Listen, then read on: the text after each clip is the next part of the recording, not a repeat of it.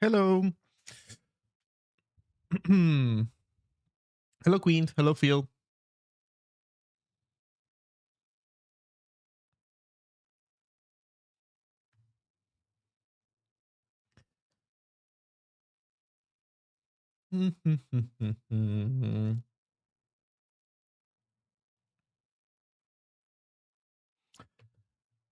Okay, starting the stream.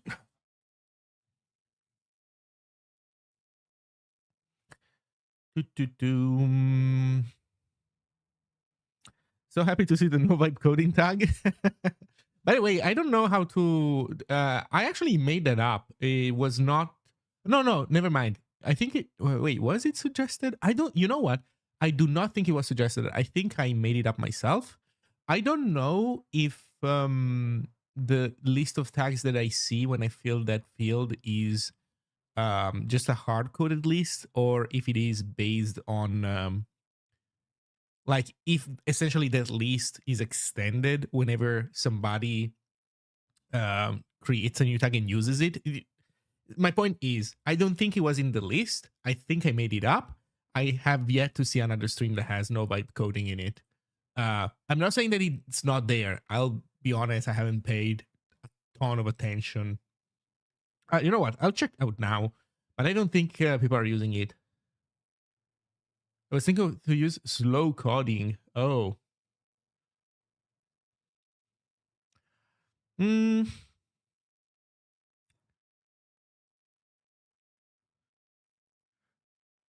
So people have no spoilers. Somebody has literally dead. Neovim.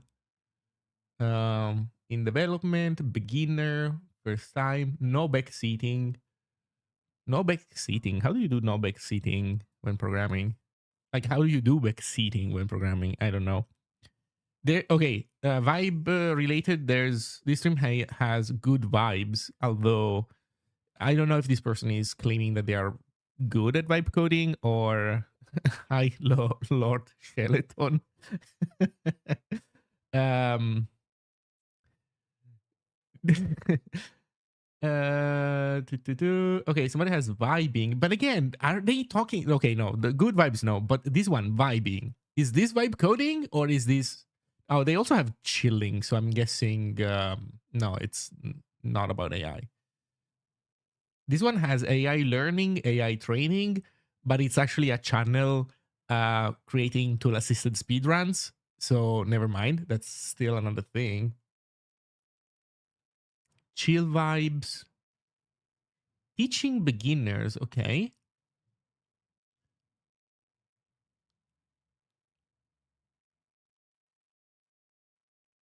Yeah, I think people just in general are not doing particularly sophisticated use of tags. Let's just put it that way. But yeah, no vibe coding. I will claim to have invented the no vibe coding tag on Twitch, whatever that means. I got called a craft coder. Apparently, this is what no vibe coding is nowadays. Yeah, I don't know. Uh, I'm annoyed at this stuff. I'm tired, boss. I have to say, I'm really tired, boss.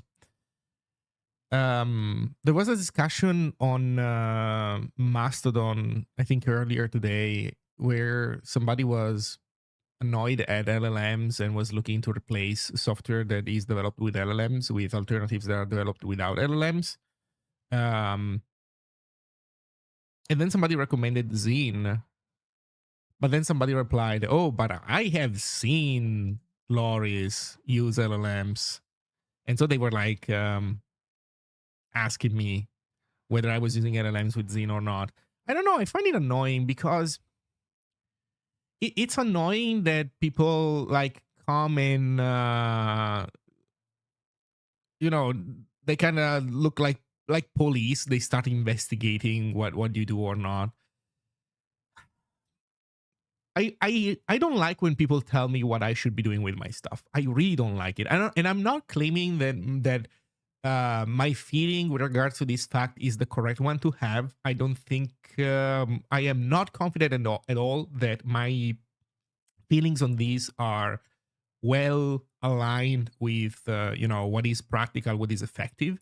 But I find it really annoying when people tell me what I should be doing with my stuff. Now, when you do open source, you are in a relationship with other people, so they have a stake in what you're doing. That is fine. So yeah, maybe that is backseating. Except it's not happening during the stream. It's like, I don't know, bigger picture backseating. Yeah.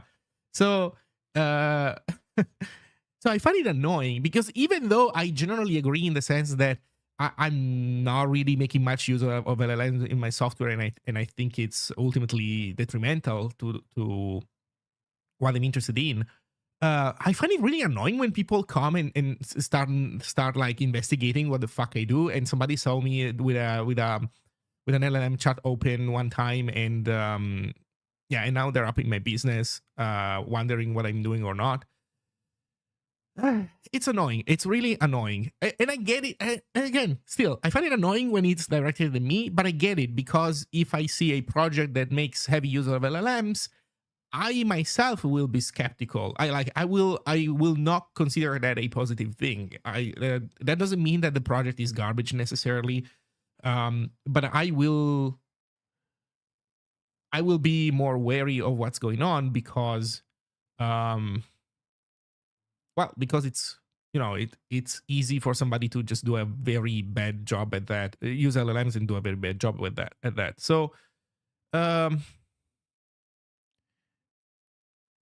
it's a sign of low effort. I would say it is an indicator that there might be low effort. I don't think it's a guarantee, but it is definitely an indicator. So yeah, that part I understand.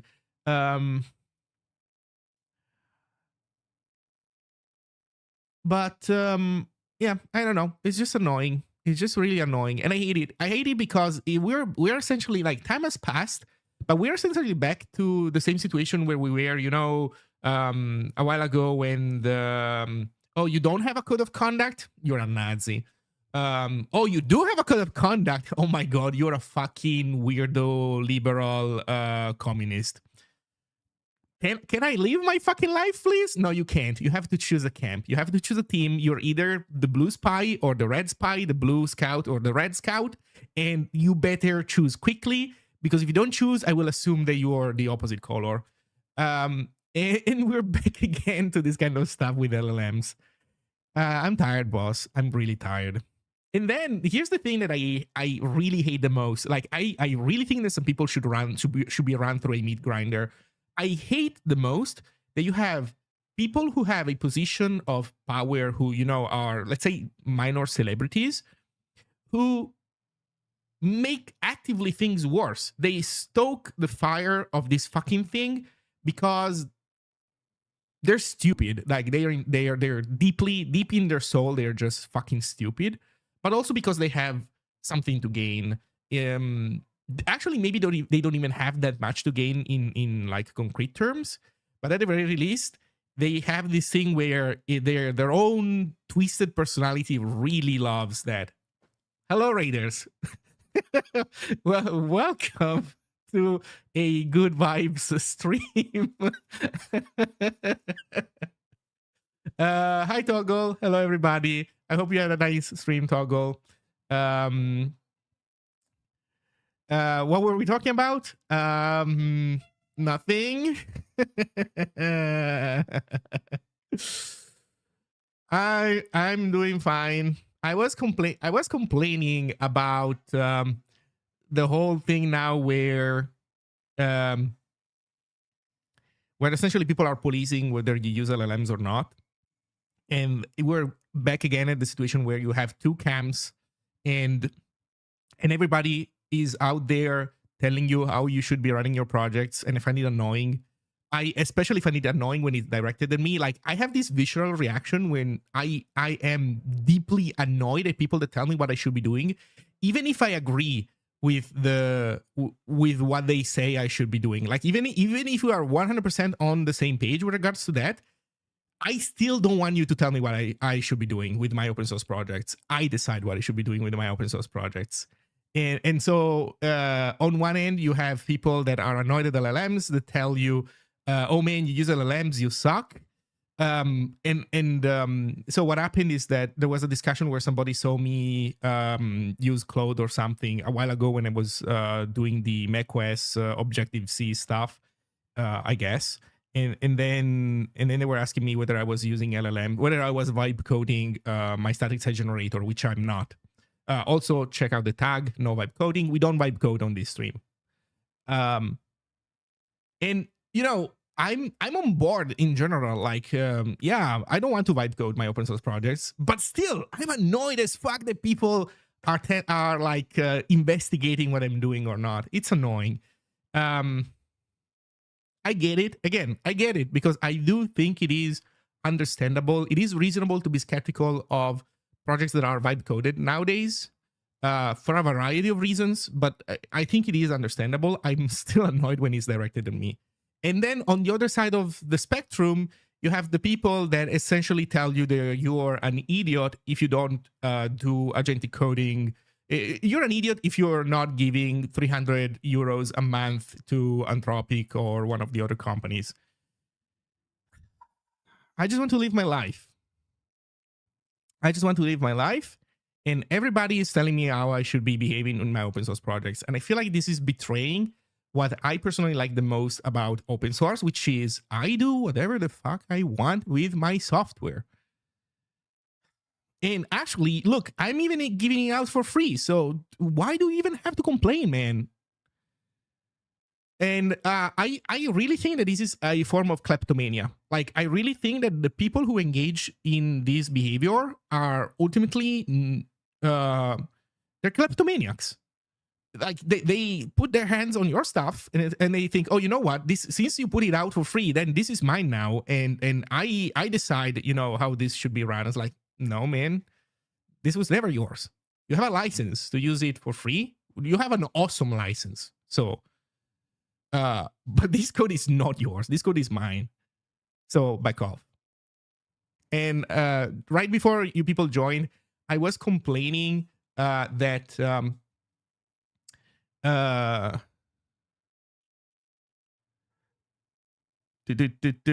hey, Lucas, it was you. Yeah, by the way, I want to be clear in case you join from the raid.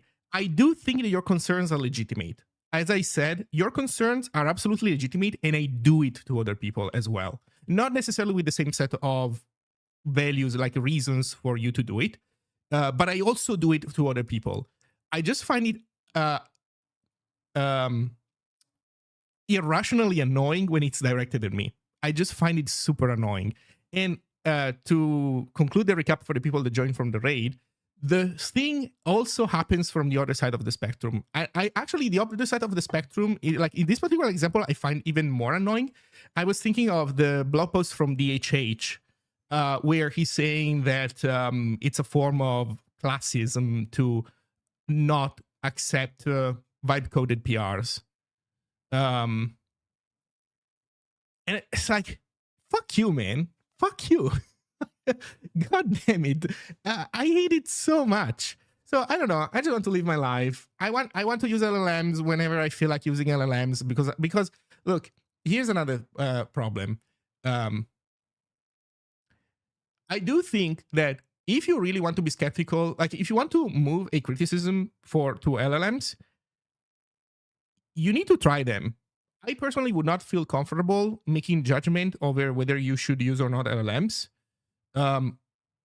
if I never try to use one myself. And this thing, it's a moving target. Like if you tried an LLM, I don't know, like 6 months ago, well, maybe 6 months, I don't know, but a while ago, and then there were improvements, these things realistically change a lot.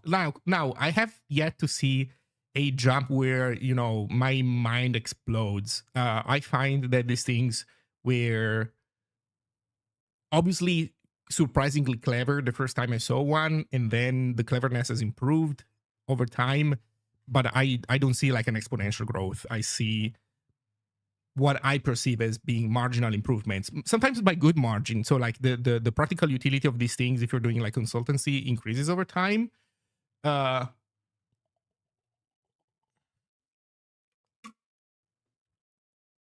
But I don't know. To me, the most mind-blowing moment of using LLMs was the first time I used one in my life, and then after that, it has been mostly the same thing. And yeah, no, don't worry, man. I know. Again, I don't think that your behavior is uh, wrong. I'm just sharing the fact that I find annoying, even though I do think it's a reasonable question. In isolation, I do find it annoying, and I do think that it exists in a landscape where like you die by 1,000 cuts because everybody is worried about this stuff and on the edge. What I do think instead is genuinely damaging behavior is the DHH stuff. What is it? This one. I do think that this one is deeply wrong. I think this whole reasoning is wrong. I think the motives behind his behavior are suspicious at best. This is something that I'm totally against. But I'm annoyed at the situation in general because we're essentially back to this to the situation where you have two camps and everybody hates each other and you have to pick a camp. You cannot say, man, you know what? I share most of your concerns, maybe not all of them, but I do share most of your concerns. But I also, think that the other people are not necessarily entirely wrong. And so, I don't know. I just gonna do my thing. And like in my case, I'm not gonna use LLMs for my open source projects. I don't want to. I'm also going to, for example, for Zine, I did this. So to give you an example, a concrete example. So I wrote in the Zine README, no LLMs, thank you. And if somebody sends me a vibe coded PR where, like, for example, there's well, it's not directly in this project, but in one of the dependencies, somebody has contributed a regular expression tokenizer so that we can validate regular expressions. And that one is like 3,000 lines long. If I get a feeling that that thing is vibe coded, which I don't think it is, but if I do get a feeling that it is vibe coded, I'm going to reject the PR because 3,000 lines of code of tokenizer logic, it's non-trivial to read and learn. I have to learn that shit because if there's a bug with it, guess who's going to have to fix it? It's going to be me. So if that thing is vibe coded and it's crappy, especially if it's crappy, I'm not gonna do it. But here, for example, even though I wrote no LLMs, somebody, what is it? It's in PRs. Also, by the way, talking about vibe coding, I click on issues. Oh no, okay, no, I did click on PRs. Never mind. But one thing that I noticed recently is that the pull request tab is highlighted even though I'm inside issues sometimes and I'm like closing issues. It's GitHub moment. But oh, you know what? It is in the sub project. So in the sub project, somebody PR'd typo fixes. They fixed some typos that I made. These are not just typo fixing.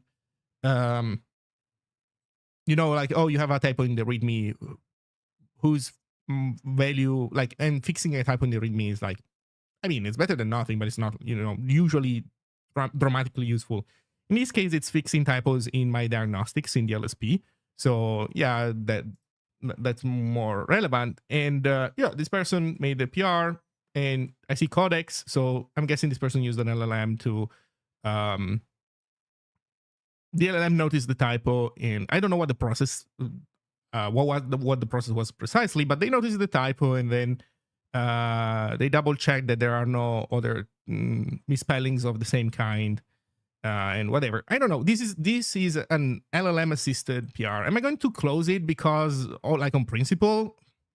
What even is the point? It's just like 1, 2, 3, 4 fixes. Like, I also don't like being rude to contributors who I feel are genuinely trying to help with the project.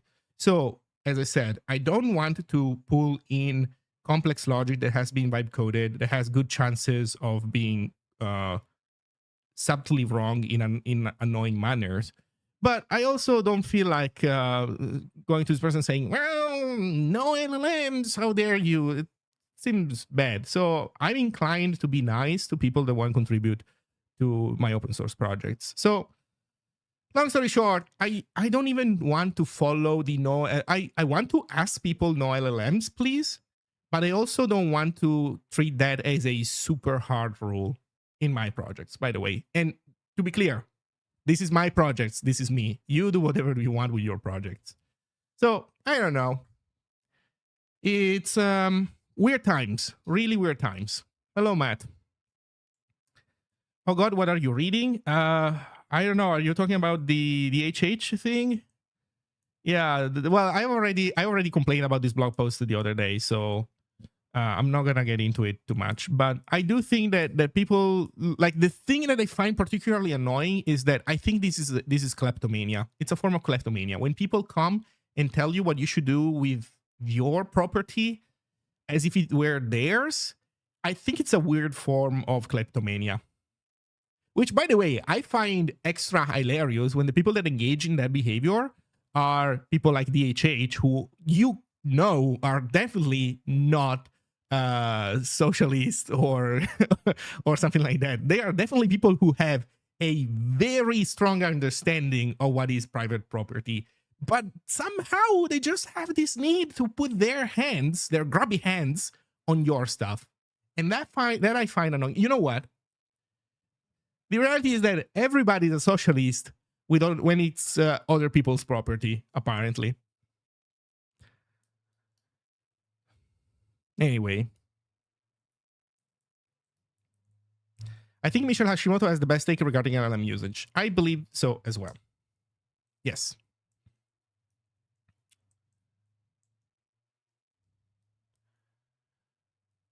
So, I don't know. I'm annoyed. Okay, enough ranting. Sorry. I'm done. Rant over. Check this out. There's a new article from the European Commission called the EU Open Source Strategy. I think this is essentially a write-up that they came up with after they had a while ago a poll where they asked people to comment on what should the European Union do with regards to open source, because there was a moment where there was like I don't even know how to describe it, but like some kind of scare because people suddenly realized that there's a lot of open source software that comes from the US. There should be a star there. I'm gonna put a star because I don't think that sentence is precisely right, but that's how it was perceived at the very least. And so there's this whole thing where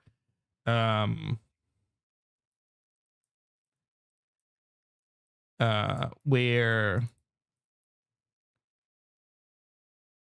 you know words like sovereignty became an important keyword that is copy pasted everywhere. I find it ultimately it's not entirely wrong, but I think it's missing a big chunk of the picture, because the reality is that open source doesn't really follow nation barriers. So it's not shaped alongside, you know, it doesn't follow country lines, whatever you want to call it. So on the other hand, it is true that big enough, valuable enough open source projects will have a some kind of governance, and the people that are part of the governance team, let's say, are obviously different than random contributors, even very active contributors. A very active contributor who does not have an admin account on the repository, who does not own the trademark, who does not own the websites, who does not own, who doesn't have ultimate control over the project, they're just a contributor, even though they might be a very active contributor. So that part I get, but I feel like this important nuance is completely lost on the people that are trying to come up with policy related to open source. And related to this, here's another thing that I find really disappointing about this document, unless I missed something. You know what? I should link it in chat so that people can check it out other than me. Bork send. So, the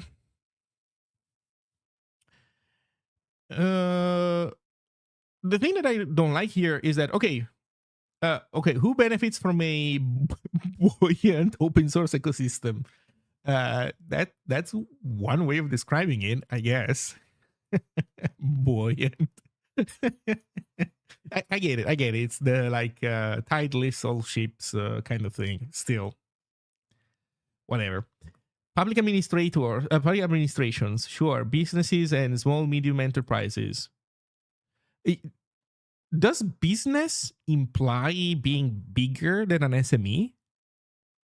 SME is a small medium enterprise, right? I'm not hallucinating this, right? Are you experienced in PyTorch? No, sorry, I'm not. Lower entry barriers, access to shared innovation ecosystems, and opportunities to develop and scale new digital products. Citizens. Increased choice, more transparent, secure, and reliable digital services aligned with EU values. Developers and innovators, access to large collaborative ecosystems enabling knowledge sharing, experimentation, and cross-border cooperation. Oh, so they do understand the cross-border stuff, I guess. They just don't really want to acknowledge it like outside of Europe.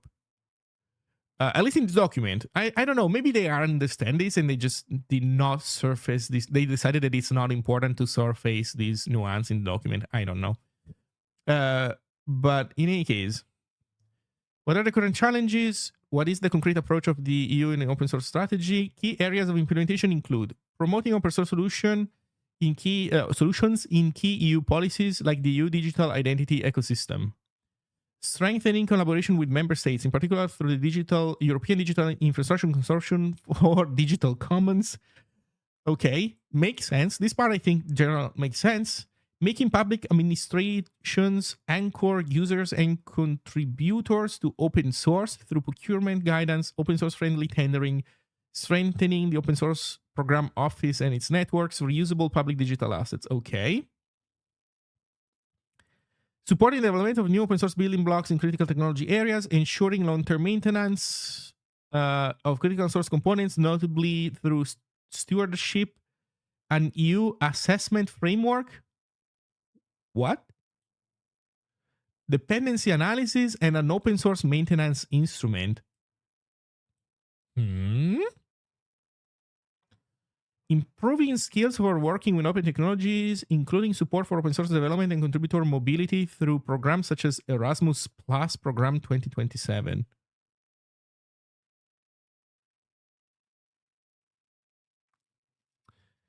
What are the objectives of the EU open source strategy and their related actions? Where is the... wait, is this the part that I wanted to read?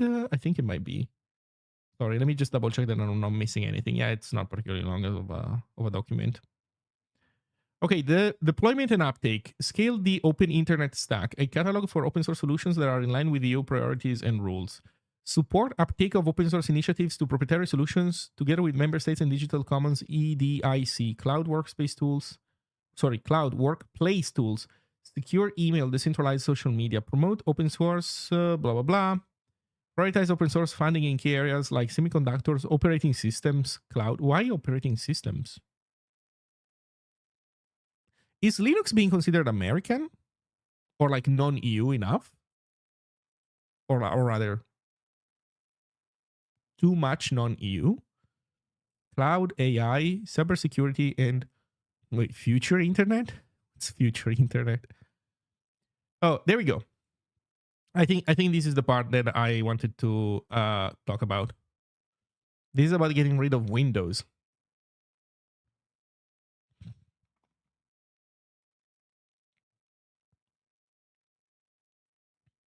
But getting rid of Windows is a matter of essentially doing the work to convince and educate administrations to switch to open source, to existing open source. I wouldn't categorize it here. Like I would categorize it here. Anyway, it's fine. So objective 2, vibrant open source ecosystem. Support startups via accelerator, legal licensing help, training and procurement opportunities. Develop a stewardship toolkit and support EU-based steward organizations for strategic assets. Security, create open source maintenance instrument. What the fuck is this thing, man? Whatever, fine. Critical dependency mapping and mirroring capabilities. By the way, this is like, again, this is like, this is yet again a solution to a problem you shouldn't have in the first place, man. You should just not have enough dependencies that you don't trust to the point where you need like a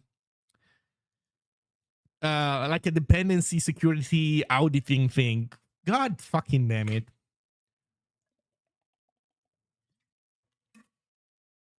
Invest in skills for schools, universities, civil servants, and learners. Yeah, that is good. So that somebody teaches civil servants how to, use something that is not Windows or Office. Okay, so here's the thing that I find annoying. I'm not going to read everything, but again, unless I miss something big, there is one thing that is missing in here. I feel like there is something big missing in here. By the way, okay, chat, you didn't read the rest, but if you had to guess, do you not feel that something is missing? Question for chat. Actually, let me put it this way. What do you feel it's missing? If you don't feel that anything is missing, then never mind. But if you do feel that something is missing, what it is that you feel is missing in this whole document? And again, even if you haven't seen the whole document, the parts that I read should be enough.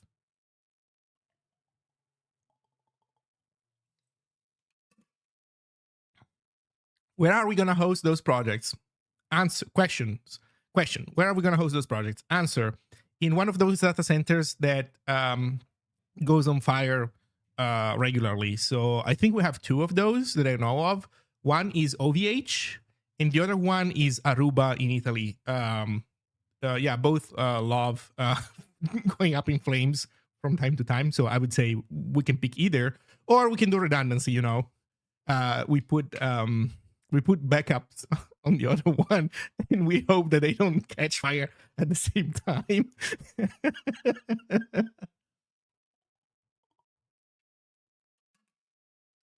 2 weeks ago. Wait, who? What? Which one was it?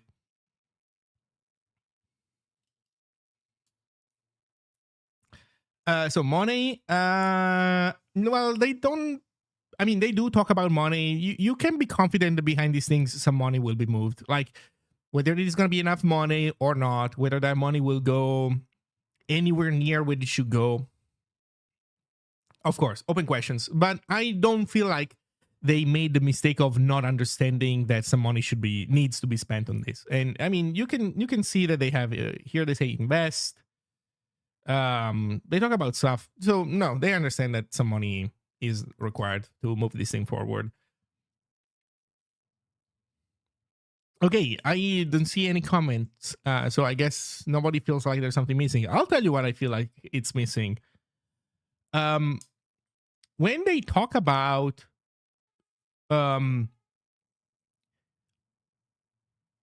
the financial structure of these initiatives, they talk about startups.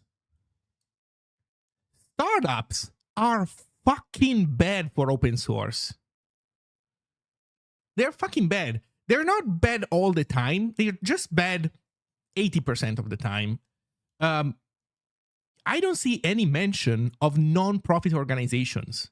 A non-profit organization, not all of them, obviously, you can do those wrong as well, but a non-profit organization is significantly more in line with what should be the priorities of a good open source project, especially when it comes to something that kind of like moves the needle, right? Because here they don't care about tiny open source, like they don't care about, oh, I open source my tiny like low dash alternative for JavaScript. They care about big stuff like open source office productivity tools, open source video conferencing, right? The big stuff.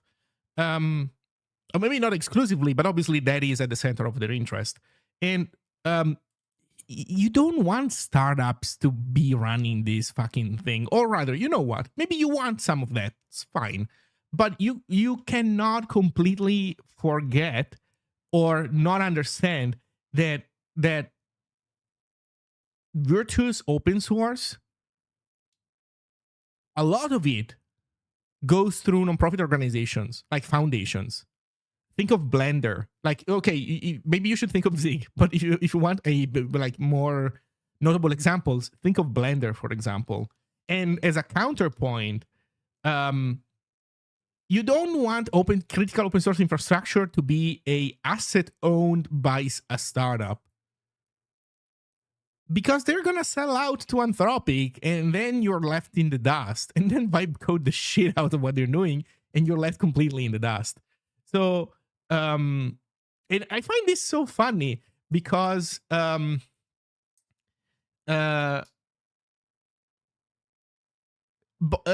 Bun started as this open source project that was supposed to be, right, the new frontier of JavaScript in the server replacing Node, and now it's in the weird situation that it's in. And this is one thing, but here that was not the funny part. The funny part is what was Dino doing in the meantime?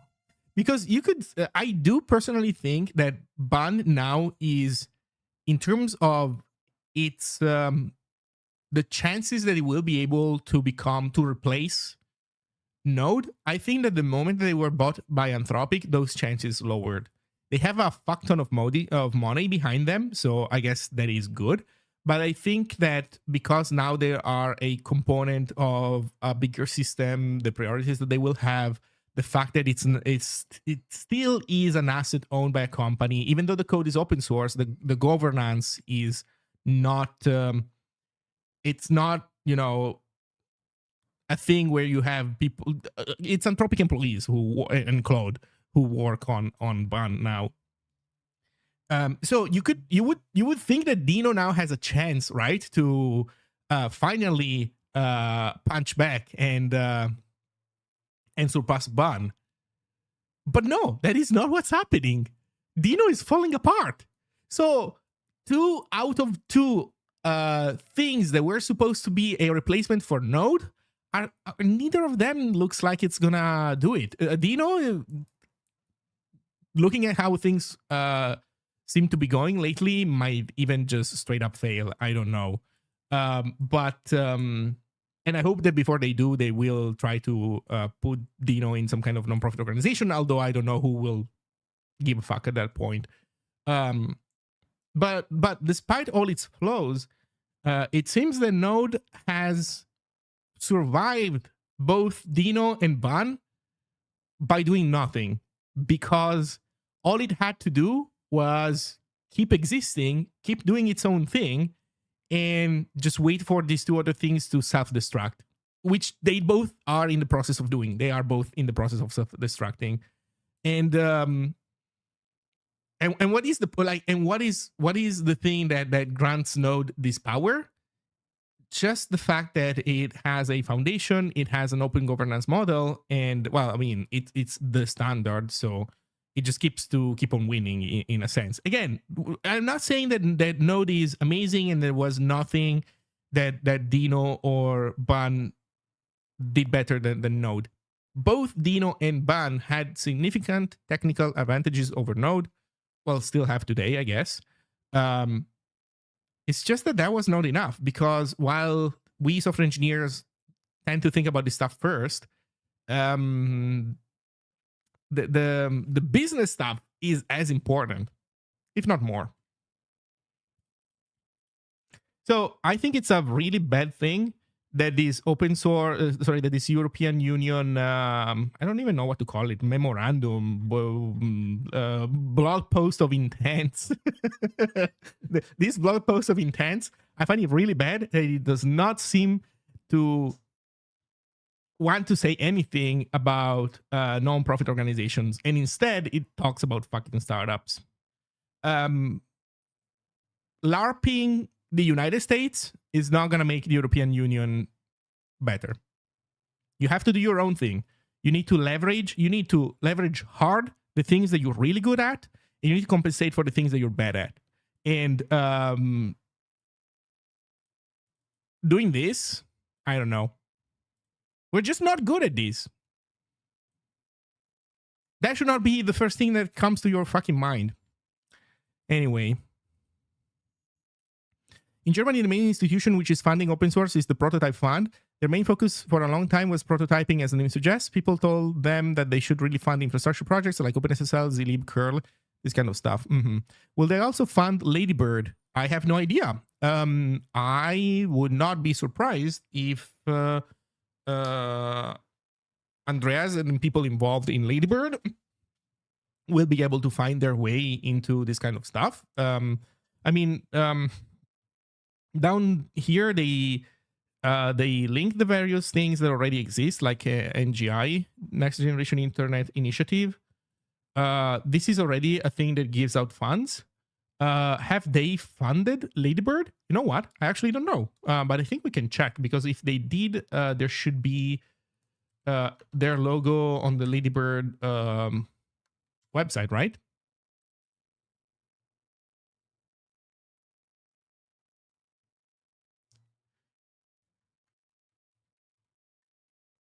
I'm zooming in so we can look at them more in detail.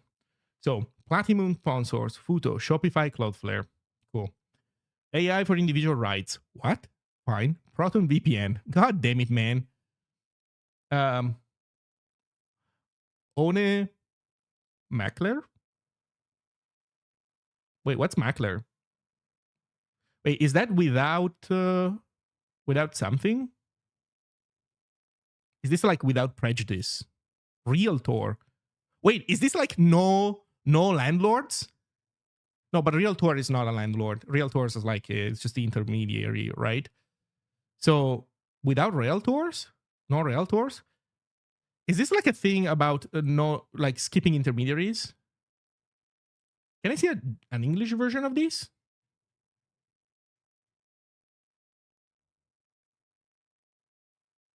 Oh, god damn it, man. Do I have a translate button? Translate.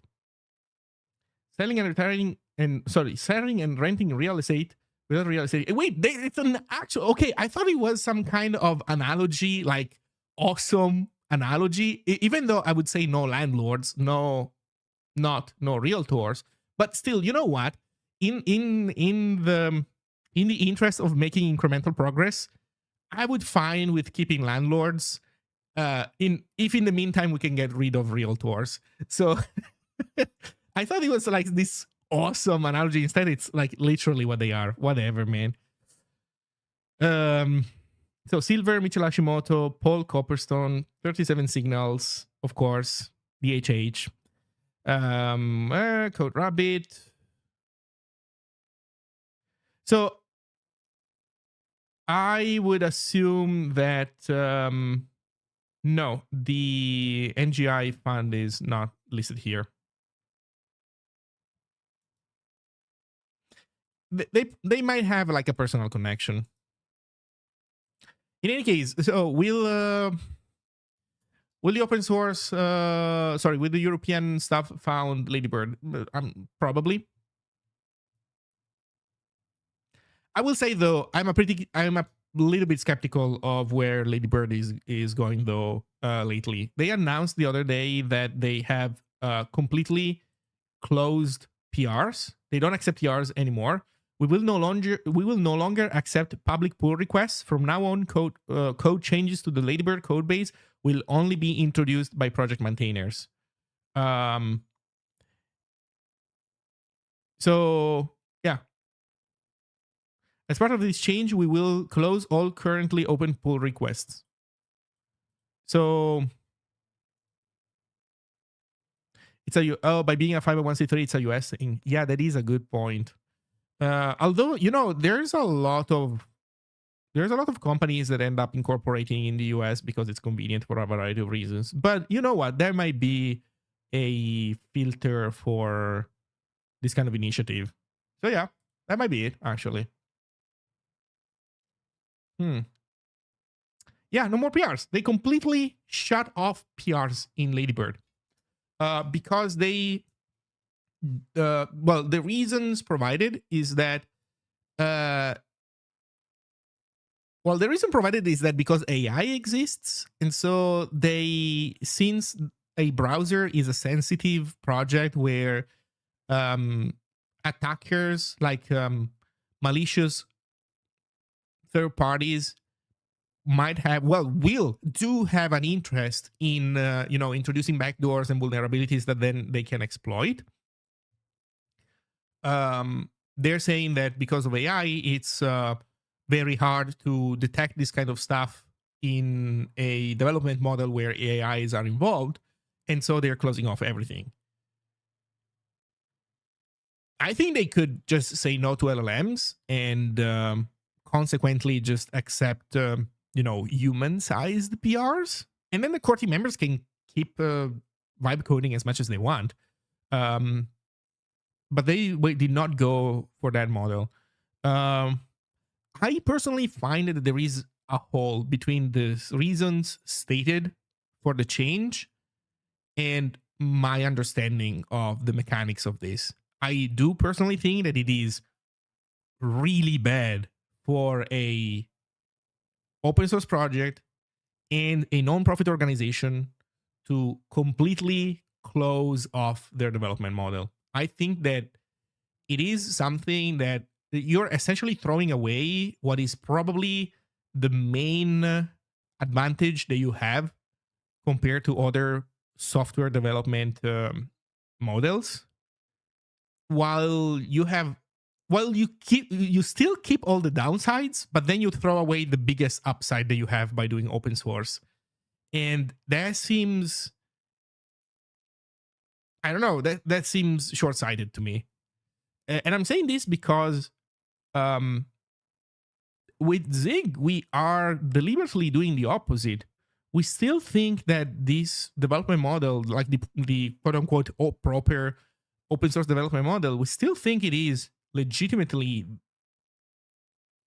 a key piece of what we're doing. It is a pillar of our recruitment strategy and how we can make cost-efficient progress with the Zig compiler project.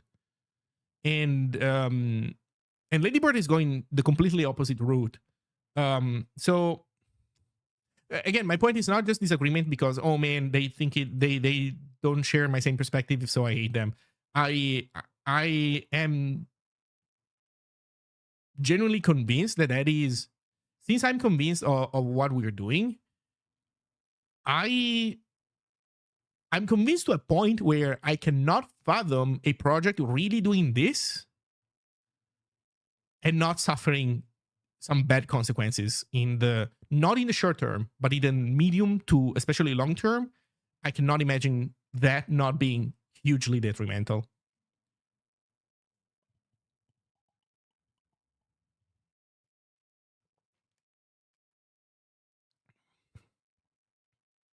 Do we actually have a pan-EU nonprofit law basis? No. Do we still have local law nonprofits only? Yes. But you know what? Some cool guys are working on EU Incorporated, EU Inc., so that you can have an EU-wide startup. So what you describe, we don't have for nonprofits, but some people are lobbying to have that for startups. I don't think this is bad. I think this is good. I think this is incredibly dumb that this is not being done also for nonprofits, and that this is what is being done first. I am not a politician. I am definitely not an expert in business management, so take my opinion with a huge grain of salt. But the little experience they have with seeing how software is developed and how that interacts with startups. We talked about Ladybird right now. We talked about Bun. We talked about Dino. I've seen these also play out with Redis and Redis Labs versus AWS.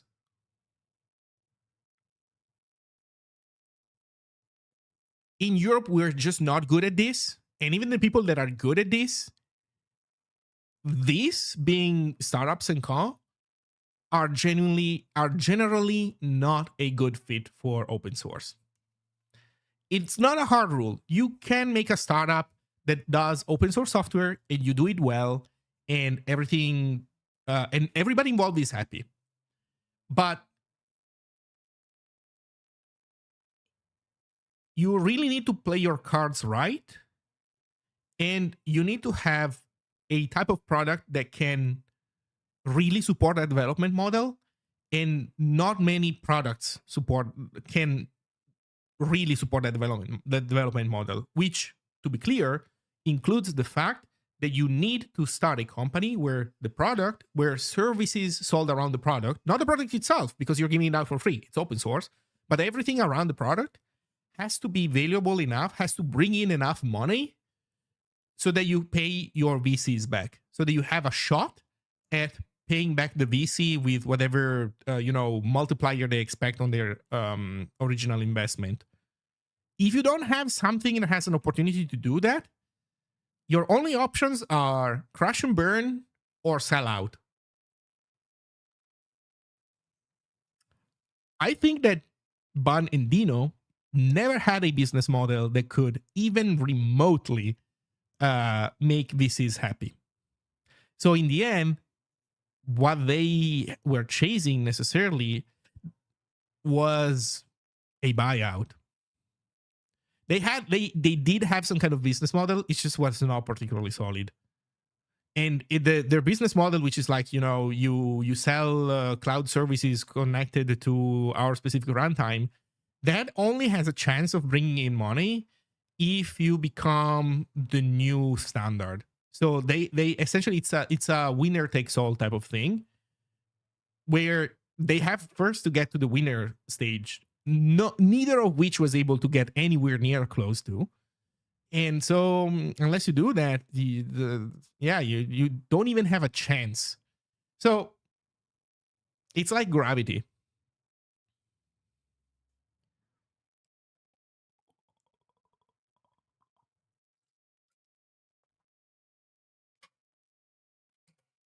European cross-border associations.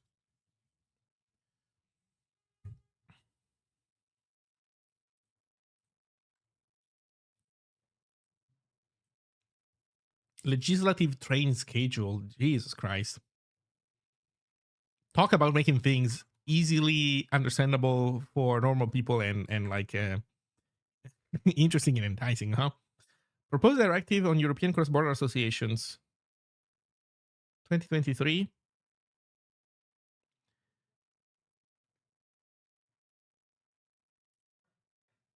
Oh, there's a bunch of revisions of this.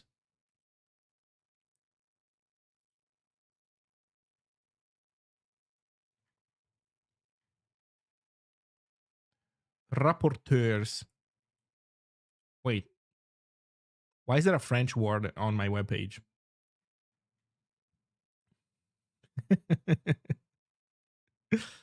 So I'm guessing this is the promoter of this idea. Sergei Lagodinsky. Grüne. Is that a political party? Yeah, Grüne is a German political party, right?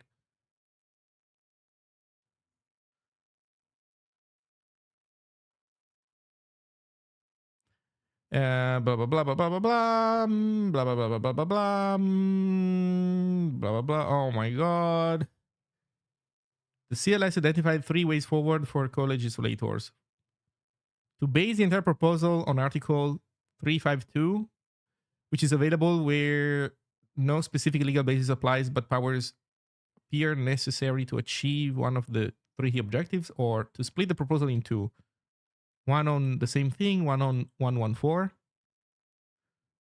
which is about containing the free movement of goods and or capital aspects, to modify the proposal in such a way that the freedom of establishment and the freedom to provide services are no longer its objectives or components, or become merely incidental to other objectives and components, e.g., if the directive refrains from creating a new legal form but rather establishes common minimum standards regarding the free movement of goods and capital for all non-profit organizations in the union, in such case, 114 could be in principle an appropriate legal basis. Okay, so they're trying to slot this into the it's like Sokoban. Actually, you know what? It's kind of like programming.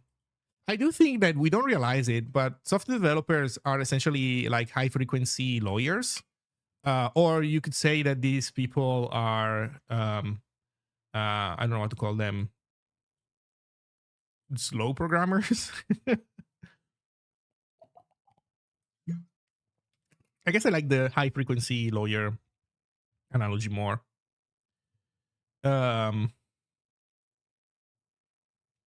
Is AFD, AFD, whatever, AFD the best political party in Germany? Somebody German should answer this question. I don't know. What's AFD? Super poverty man? Thank you. You too. Have a great day. Super poverty man. Okay, so they're trying to figure this out. Yeah, I guess these poor people don't have like lobbying money that is going into speeding up stuff like EU Inc. Far right conservative populist. Tell me more. Okay, so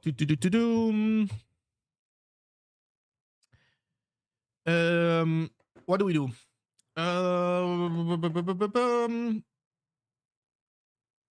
Where do I want to start from today?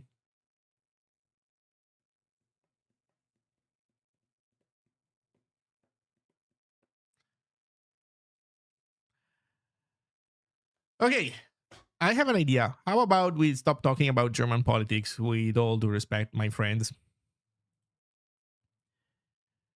I have not enough knowledge to moderate my own chat so that you all agree on what I believe to be the truth. And since I cannot do that, let's drop the subject. Okay, so let's do some actual coding. I realized that I should not be making a release of Zine because it is a bad idea to make a release when Zig has not yet made a 0.17 release.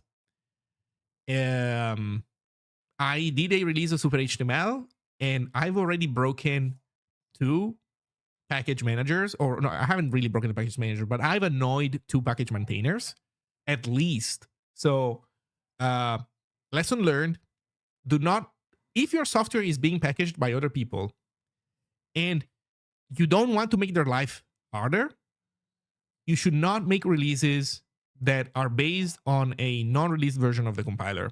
Because it turns out that even though you distribute pre-built executables, a lot of people just really love building stuff from scratch, from source.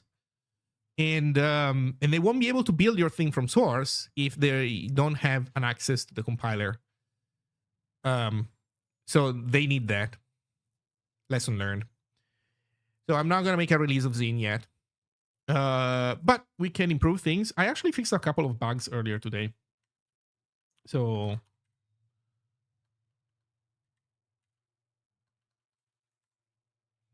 fix a couple of things. Fix a crash. Example usage bug. That's another thing. Oh, this one was actually real. Like I hit this myself. Where are you from, Mr. Streamer? Mr. Streamer, EU and Asia. I'm from the EU. We were looking at the European Union thing on regards to open source because I am personally invested in this kind of stuff.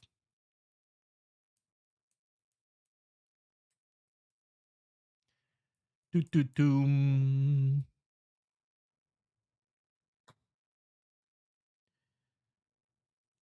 Uh, Also, for people who might be interested, I created two contributor-friendly issues on Zine. One is about adding a new CLI flag, and one is about implementing a to-do. Although for this one, there's already a person that was interested, so um, I would say this is not a hard lock, but I would say maybe wait for like a week before tackling this one if you find this one interesting. Just to give a chance to the other person to pick it up. So yeah, there's a couple of those. Do. Hello from Norway. Hello. Is in using new Ziggy yet? No, it is not. I'm also, maybe I should look into exactly how is new Ziggy doing with regards to feature completeness and see if it is in a mergeable state for Zine proper. That is a thing that we could do. We should fix okay, I think we should start by making a new VS Code release of Super HTML where we take out a nag. There was a thing that would nag you about disabling the official extension, and that was actually fixed by VS Code, so I don't need to nag people about anymore. And so I can take that out of the extension. I would say we start with this. Then we can either look into Ziggy. Although I really do not remember what is the state of things with Ziggy. Another thing that we can do is check in on a Weibo. By the way, Brodo, if you're still around, um, uh, do you know if a Weibo builds as is? By the way, just if you have like the answer at the top of your mind, otherwise, okay, it does not. Okay, so you actually do know. Are we stuck on a dependency, as in our own specific dependencies, or are we blocked on something translate C? I saw that you have some PRs for translate C. We're stuck on translate C. Okay, last question on the subject. Are we stuck on translate C because we are stuck on it directly, or one of the dependencies that I made or that we made, or is it something like maybe it's the VY that is stuck on translate C bugs?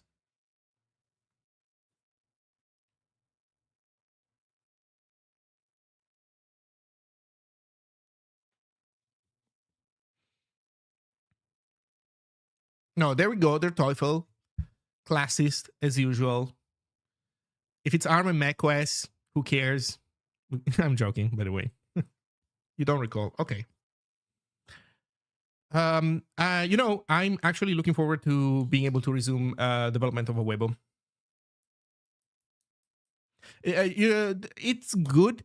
Honestly, it is good that I was able to circle back to Zine and company for a while because, man, I had good PRs that were stuck on GitHub since like December of last year. But yeah, it's ARM on macOS, but also other stuff. Oh,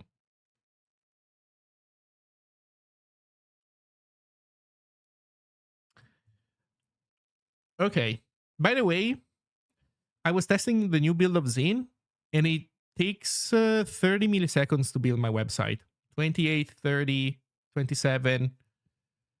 Um, Let me make a build of Zine.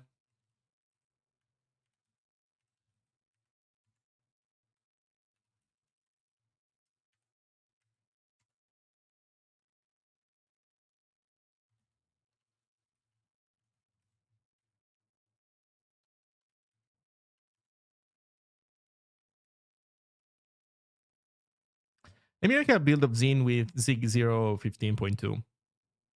I suspect that this is going to be faster. Fuck. Right. But we can fix this.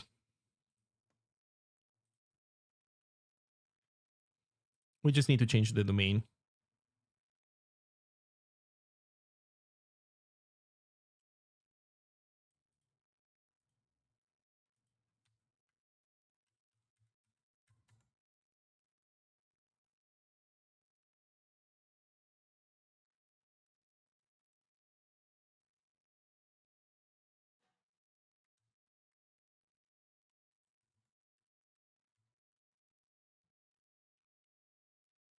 We block on Windows by FFmpeg, which is not translate C related. Oh. Oh, is it because of Andrew's update? How did the update break it for Windows? If there's a link to a discussion, I would be interested in reading it. Otherwise, I'm happy with the recount. Unable to discover remote Git server capabilities, protocol error. Oh shit. Oh, Git double T. I didn't notice.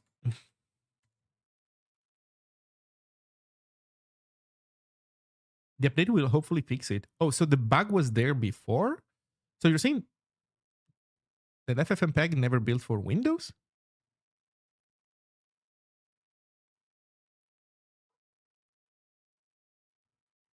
Oh, right. Fucking awesome.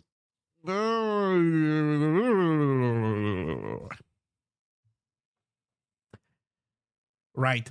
I remember now. Thank you.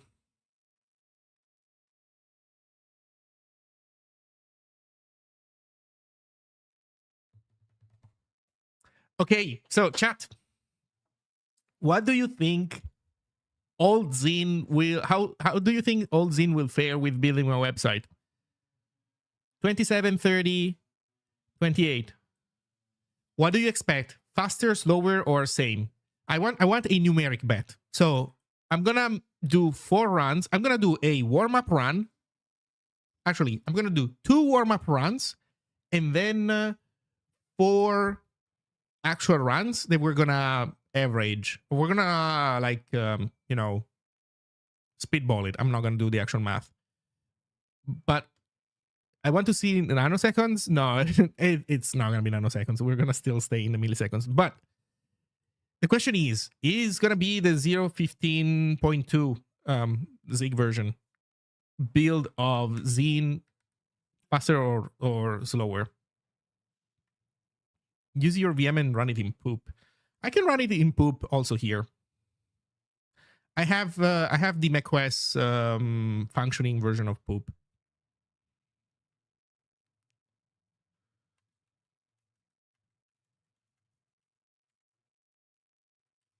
This feels faster.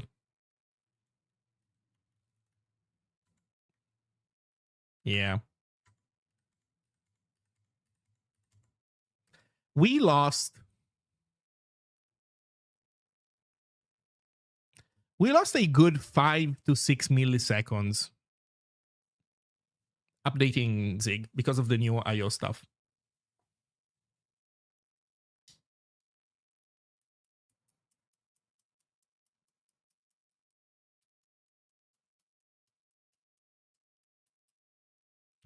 Some of it might be also like the code is not exactly the same. 25%? No, it's not 25% slower, is it? No, it is. It is in actually. Haha. Yeah, you're right. It is significant. Yeah. I do think it's the IO stuff. The IO stuff is putting a dent into our execution stuff, our execution speed.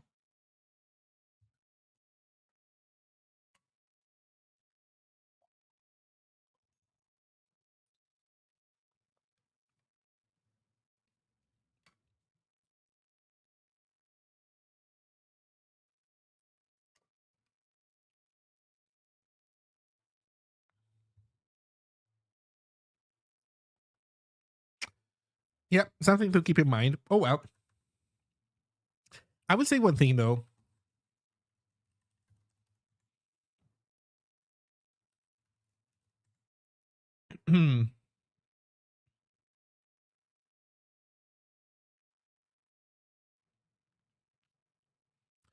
um I will say that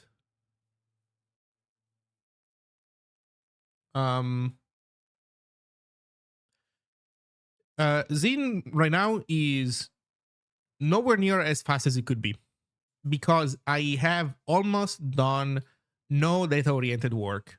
I don't want to do this now, but I think that the next time I'm gonna circle back to Zine, I'm going to start introducing multi-array list in my parsers. Super HTML does not use multi-array list. Zine has a lot of analysis that does on pages that could be made a multi-array list. And I think that the day I switch to it, we'll see a significant change in terms of performance with Zine. I also think that green threads might end up playing a interesting role also in terms of performance.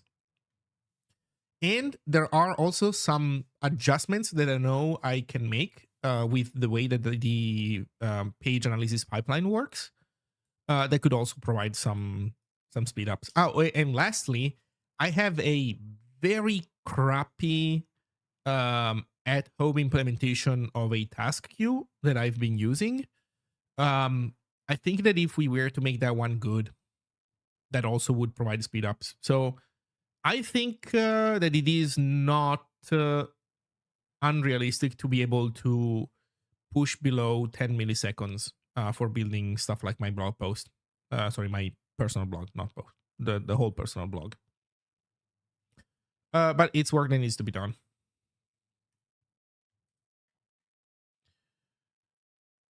Okay, let's take a look at Ziggy, I guess.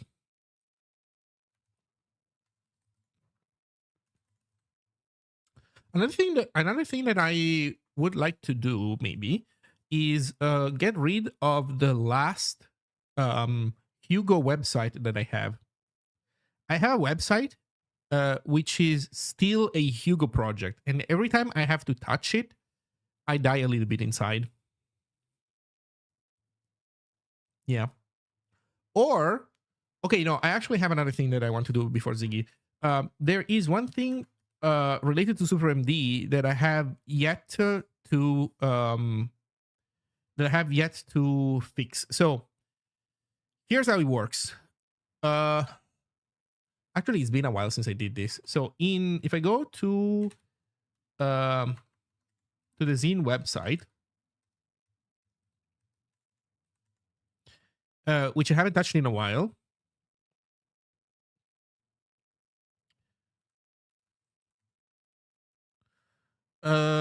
Here you can see that I do have a build script, and the build script essentially all it does is generate reference docs for Super HTML and SuperMD. And it uses a artifact called well, one is called Super HTML docgen. This one for SuperMD is called just docgen. But they are tools that basically do reflection. They use type reflection to automatically generate documentation for the things that you can do with SuperMD and Super HTML in Zine. By the way, can you show us what you're building? Yeah, go to zinessg.io. That's my static website generator, and that is the stuff that I'm working on. It has a bunch of subcomponents. One is a HTML templating language. One is a Markdown. It's an extension of Markdown. Well, that's what they call Super Markdown. And I've been updating everything to latest Zig. And one thing that I need to do is be able to generate new docs for these guys. So how does that work? I guess I should start from Zone. Okay, so this depends on my local checkout of Zine, which is good. So Zig1 build list. Show me the list of steps. Docgen, okay. I expect this to fail hard. Indeed. So I need to fix the code in the various projects, and I might even need to fix my own build script at some point. Oh, we're building Translate C. By the way, PSA, public service announcement, build translate C in release fast. If you do not build translate C in release fast, that is bad.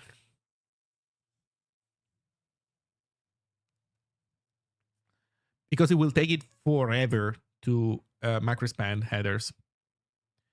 Okay, there we go. And then Zine has its own docgen that has not been updated yet. Okay, so these are the stuff that we need to fix. So here's how we're going to do it. I'm going to do docgen. I'm going to do fork of supermd. I'm going to use the local supermd. I don't think we have to worry about super HTML because the other one is in Zine, which we are already loading locally. So the last thing is error style minimal and watch.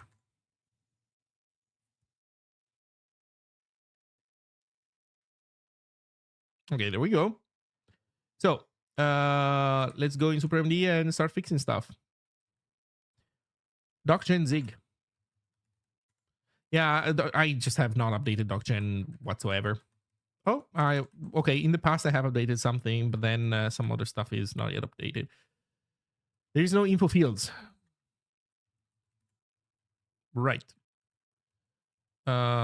Field names. Okay, here what are we grabbing from F? Type? Okay, so here we're just analyzing types. So we can do field types. We make this F underscore type. Okay, more fields. There's a lot of reflection going on here. So yeah. Field names. Okay, here what are we looking for? Name. Okay, so we can loop over field names.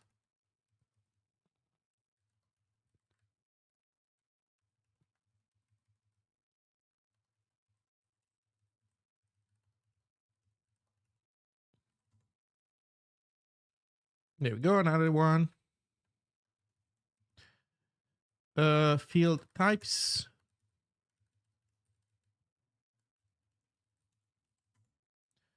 Okay.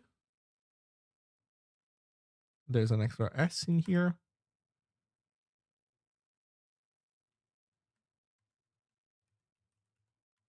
There's a decals one. Here we care about decal name and nothing else, it seems. So, okay.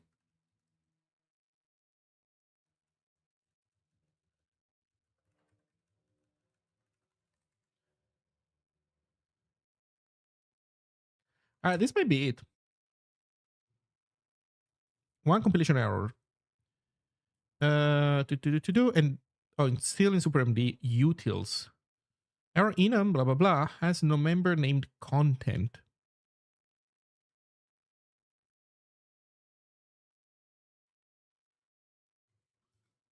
No, you member named content.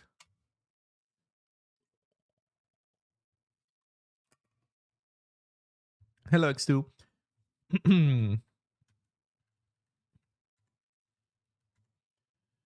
Content.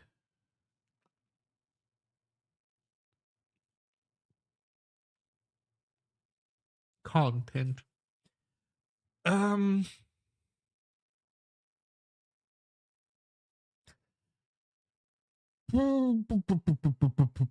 Context value has no content anymore. Oh, because it was renamed to root. Right. Okay, that is why. Okay, so the error was telling me that it had something that is not present, but it did not tell me that there was also a key missing. Like it would have told me if I had deleted it, it would have told me, I guess, the next compilation attempt. That's fine. Okay, so this is done.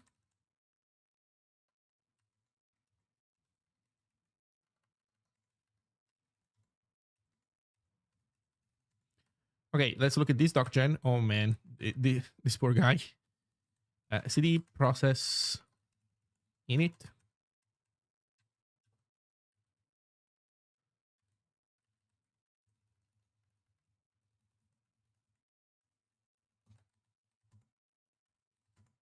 arena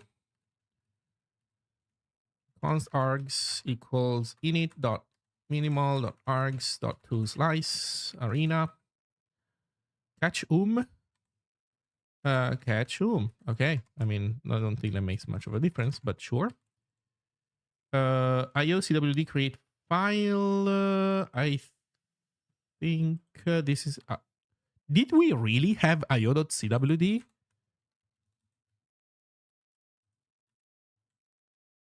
I don't know.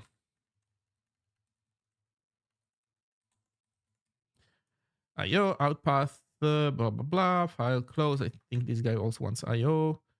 Out file writer IO comma buff. Write all. Write all streaming, I guess. Flash IO.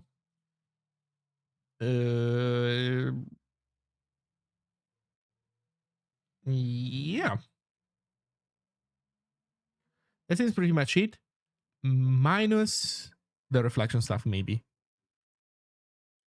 Fields.len. There we go. Although, wait, is this is my abstraction? Yeah, so never mind.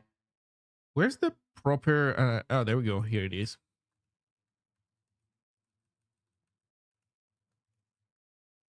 Actually, this is types.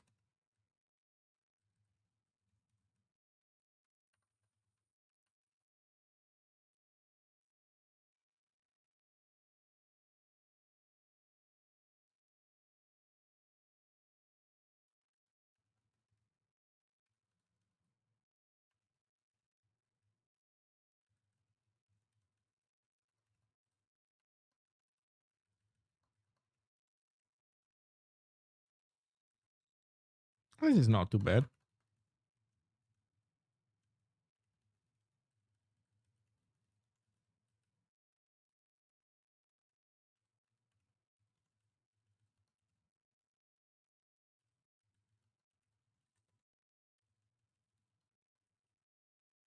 Oh, we want types as well here.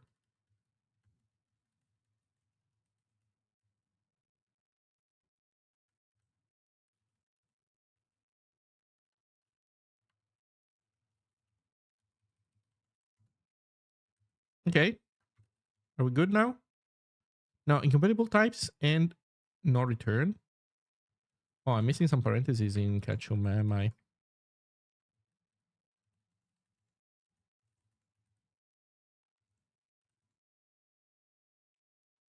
Write all streaming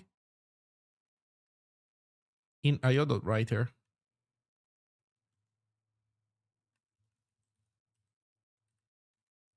Oh, because this is the interface already. Right. Hey, Calder.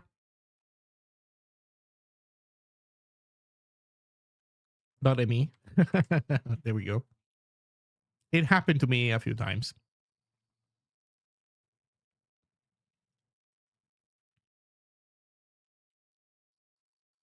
Oh, right. It's in the interface, so it doesn't need IO.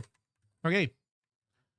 What's the next problem? Root source file context has no member template. Right. I think I call this root.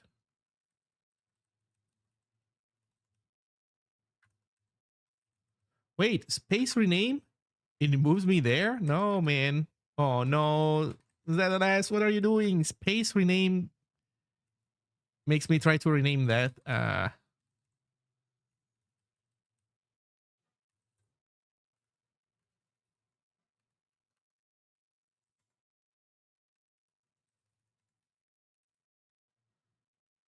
Okay, what is the next problem? Context doc types. Right, there's a supporting file here that also needs to be fixed.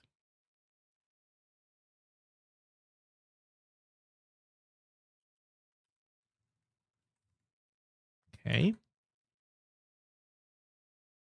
Oh, we're building. Almost. We were building. Expected zero argument from one. Oh, right, because Flash. Flash is also on the interface. Doesn't need IO. Yep.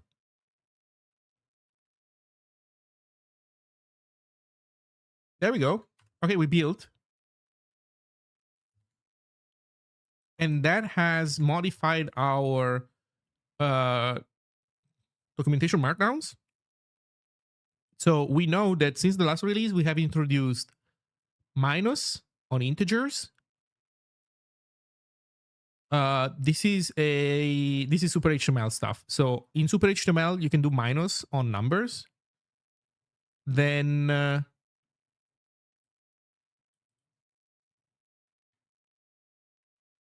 that's actually it. No, that is wrong. Oh wait, we have still more pagination to go through. Yeah, so minus.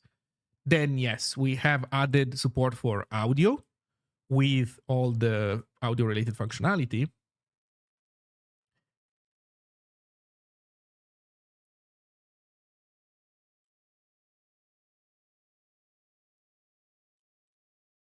I'm not sure what's happening here. What is the diff algorithm smoking?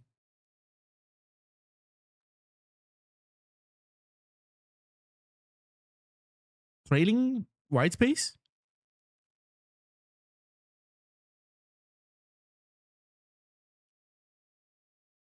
But this is generated.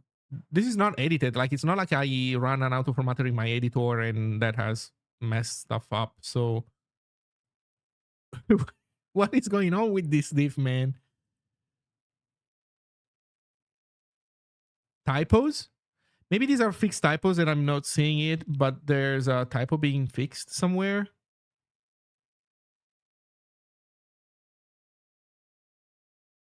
No.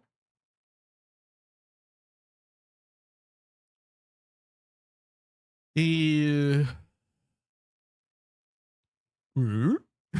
don't know what's going on. In any case, that is fine. Yeah, so the new audio example.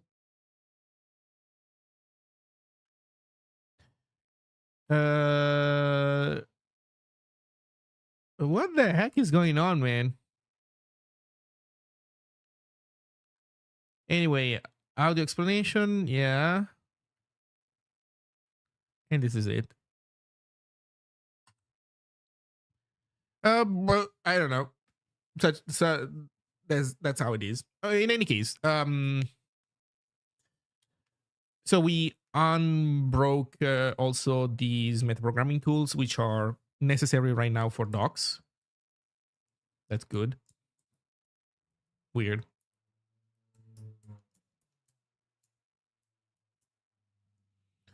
What if you can do it?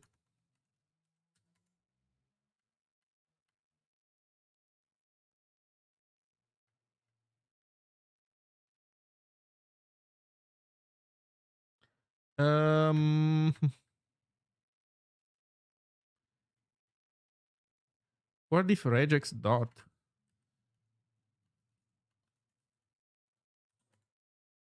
It's the same thing, right? Yeah. Okay. So there's some white space that it's not there anymore at the end of the line. Why is this white space being removed?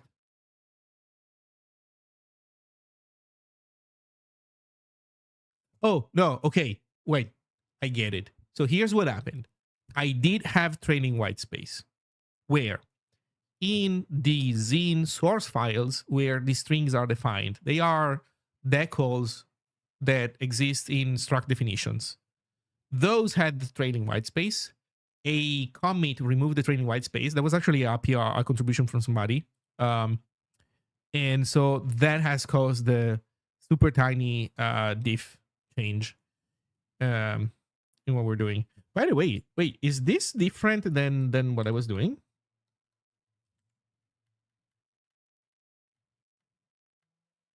Yeah. Why is diff regex equals dot so useful and the other one is so useless? The heck? But yeah, that's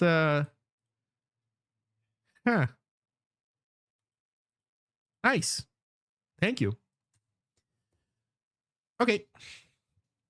So I guess we can push this. By the way, so since there are so many people in chat, so is anybody working on anything interesting? I'm curious to hear if anybody here is working on interesting projects. I don't care whether you're using LLMs or not, or rather, I'm happy to hear about your projects regardless. So feel free to share if you want. And if you are doing stuff with Zig and you have questions about Zig, and maybe you have issues with a piece of code that doesn't work, and there's a thing that you don't understand how you're supposed to do things with Zig, also feel free to ask questions. I'm happy to help you out. If you show me some complicated parsing code for a super complicated file format and I don't know it, there will be limits to how useful I can be on stream. But especially for basic Zig questions about the toolchain and the language itself, I am super happy to help you get unblocked.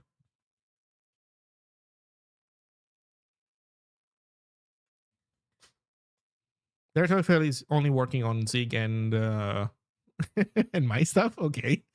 I haven't had time recently for Zig. Oh, that is unfortunate. My friend, can you prepare a group Discord page?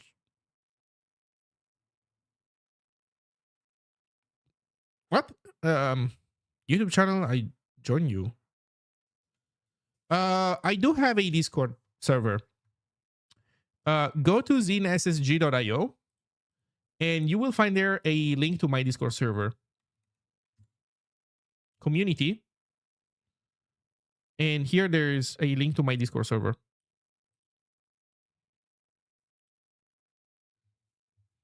Poking at DVI and Zig's build system interaction with C++. Nice. Are you getting rid of some CMake? Network programming with Zig. Let's go. Nice. I have actually something interesting to share with regards to Zig and web dev. Give me a second. I'll be right back and I'll tell you all about it.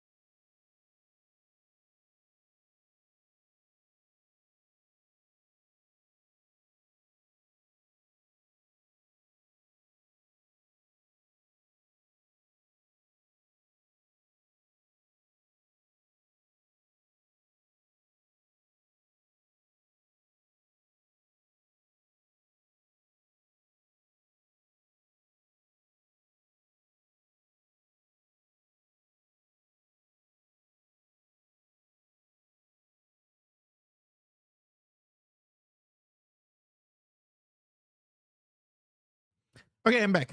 So let's see, what are people sharing? What is considered interesting? I don't know. Win32 plus DirectX 11 filling a window. Nice. So that's DirectX 11. Are you using Zig Win32? Or let me put it this way. If you're not aware that it exists, know that there is a project called Zig Win32 by Jonathan Marler, which is, the whole Windows APIs. They're bindings for Zig for the Windows APIs, auto-generated from the official Microsoft XML specs kind of thing. Matrix when? Never, sorry. I really hate Matrix. I think it's a annoying piece of software. I never had a good experience with it. Here's what I can tell you. I do plan to get off Discord, but I'm making my own thing. It's called a Weibo. So if you go here to codeberg.org/awebo chat, That is a Discord alternative that we are working on. And I got it to the point where you can join a voice call, you can talk with other people, and you can screen share. I got all that stuff working. But right now I'm not working on it because there is a... there are some regressions in Zig that need to be fixed before we can continue development. So Matrix, no, sorry. I just do not like it. There's really nothing that I like about Matrix. I'll say this. I do respect the idea of, having end-to-end encryption and supporting the use case, fine. But generally speaking, when I enter a group chat with a bunch of people in it, that is the last of my concerns. I want usability, first and foremost. And Matrix just does not give you usability on any axis. All the axes, on all the axes, usability sucks. The web's like the server is annoying to set up. I have not followed closely the latest developments, but I remember there was like this slow as fuck Python server that really sucked. I don't like that. I don't like the clients. If you're in a channel with 50 people in it, the fact that you are end-to-end encrypted is borderline meaningless. End-to-end encryption makes sense for one-to-one chats. And the more people you add to a chat, so if you're alone, if it's only one person in a conversation, end-to-end encryption, not particularly useful unless you consider it a storage for like a node taking up, essentially. If there's two people in the chat, useful. From there, 3, 4, 5, every time you add another person, you are like square rooting, or even worse, it's like the logarithm of the previous utility. Like utility of end-to-end encryption decreases exponentially. So because if you're in a chat room with 100 people, yeah, sure, it's end-to-end encrypted, but man, the likelihood that somebody leaks whatever is happening in there is so high that I don't know. Sorry, maybe it's not a particularly good argument, but regardless, when I'm in a room with another 100 people, I personally do not care about end-to-end encryption almost ever. So yeah, I'm working on and now using Envo, a env parser for Zig, no dependencies. I've wrote it from scratch. To learn how to apply Zig concepts. Nice. Do you have a link to share? If you share a link, I'll take a look at it.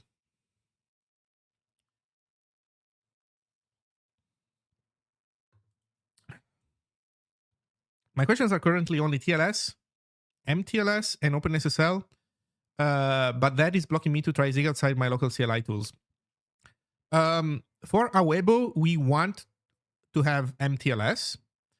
But currently, the standard library implementation of TLS only has the client side of TLS. It doesn't have the server side. And I believe you need the server side bits to implement MTLS as a general idea. I haven't looked into the details yet. I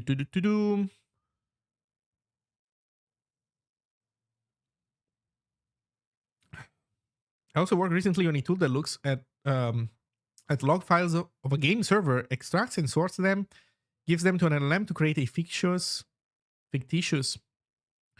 newspaper issues to summarize events of the community. Oh, like guy dominated in that game and headshotted that other guy 5 times in a row. He's a menace. that is kind of funny.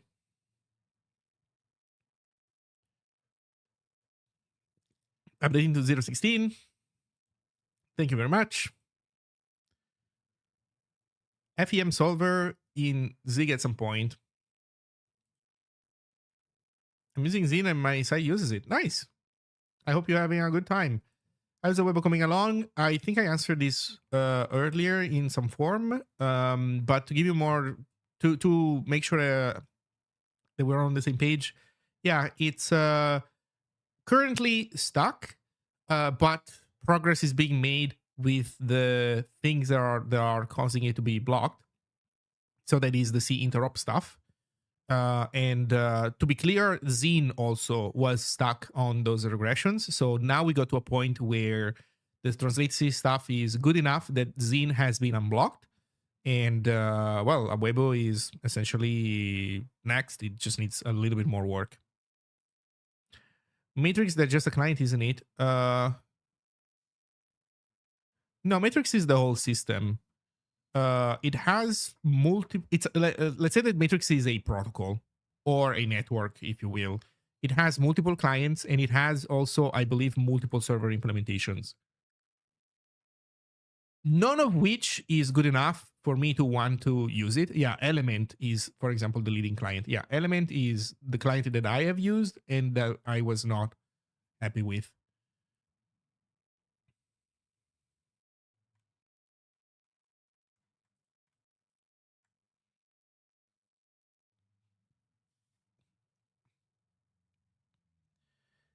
EMV file parser for Zig. Nice.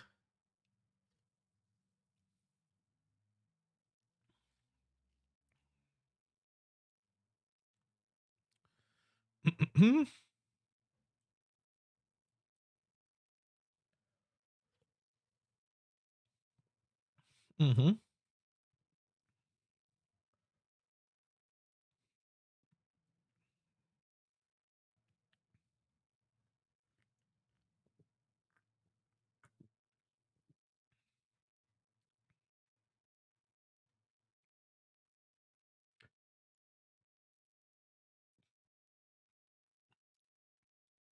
Okay, so you're suggesting to run tests on the individual file, but do you have a test step?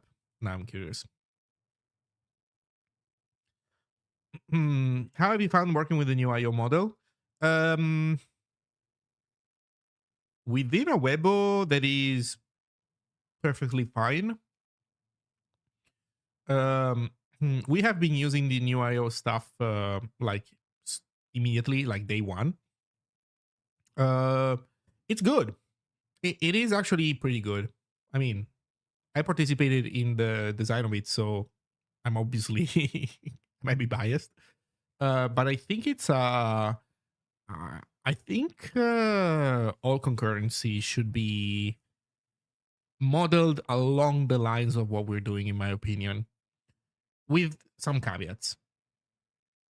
It is a low-level API, so I'm not claiming that high-level programming languages should be doing what we're doing, because I do think that async and await, despite being a primitive that was born in C# and then got adopted by JavaScript and company, so you don't think of async and await as a low-level primitive.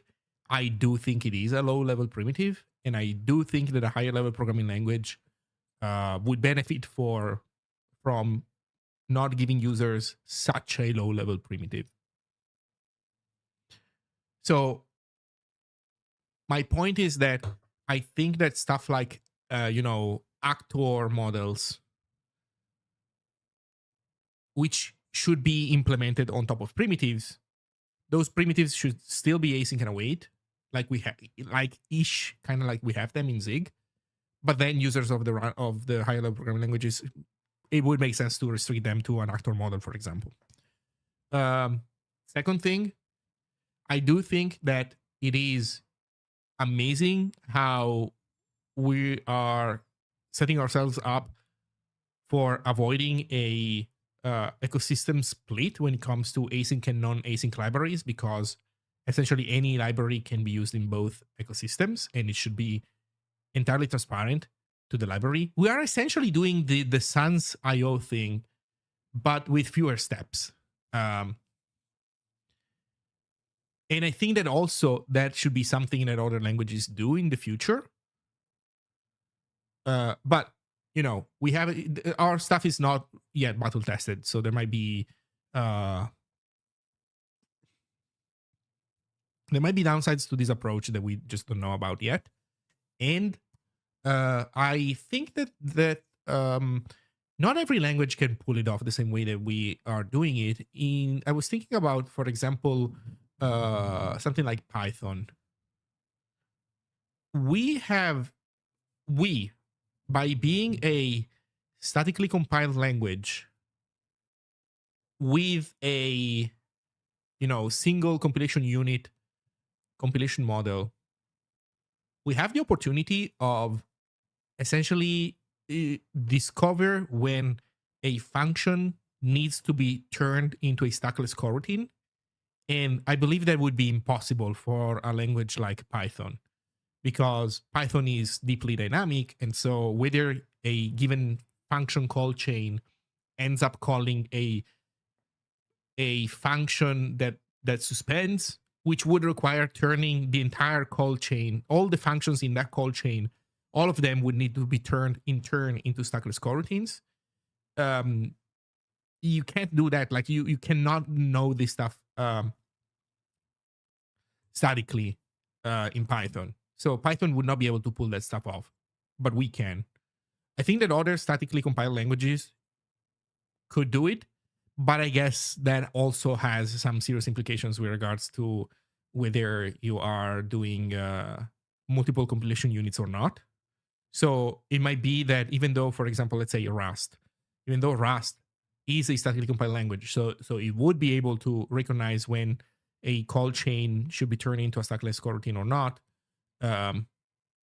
There might be other details, like the fact that it does have multiple compilation units. What I just described could just not be it could not be feasible to implement at the end of the day.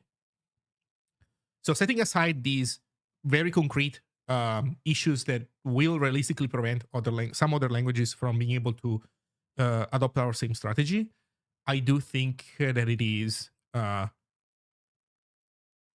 awesome, and it should eventually become maybe not a table stakes thing, but one of those features that everybody agrees it's just really, really good, and you need a very serious reason to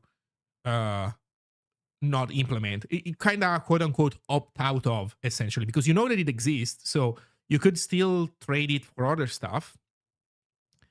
But once you know that it's there, you by choosing to not have it, you're kind of essentially opting out of it. So I'm super happy with new IO. You got reticulum meshes to work better than the internet before GTA 6.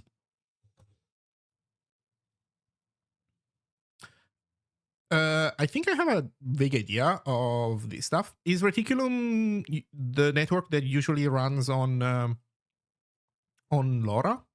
I know that Reticulum is like it can use different transports, but I'm guessing, are you talking about a Reticulum over LoRa or some other transports?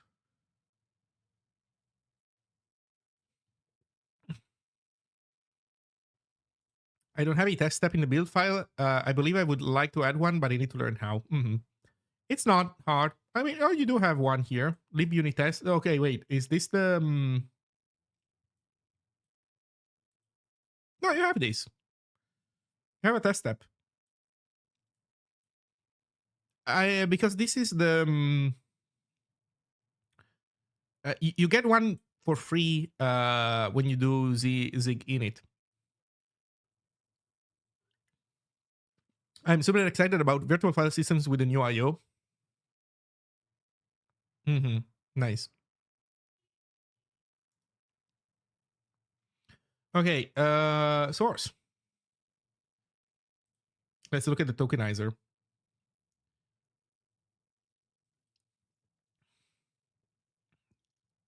Okay. You're doing all caps, scream case, cases. Okay. I mean, that's like an idiomatic thing. Like it doesn't matter. But I get it. It's because I guess this is how these guys are defined in the grammar. I don't do it though this way. I think that even if the grammar uses this syntax, I would still do it lowercase. But again, meaningless comment. Lexer struct mode. Lexer mode. Line column.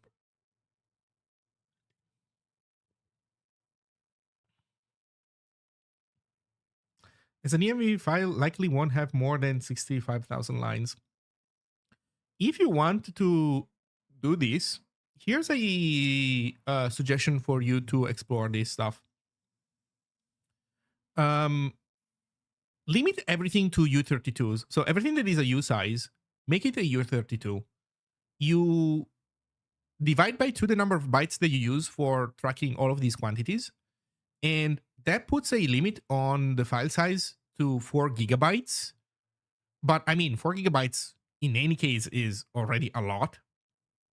And I think for something like an env file is perfectly reasonable to do that.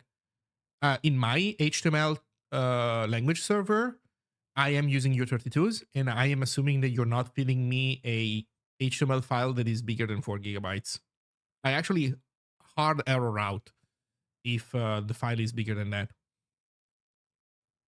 And you can do the same.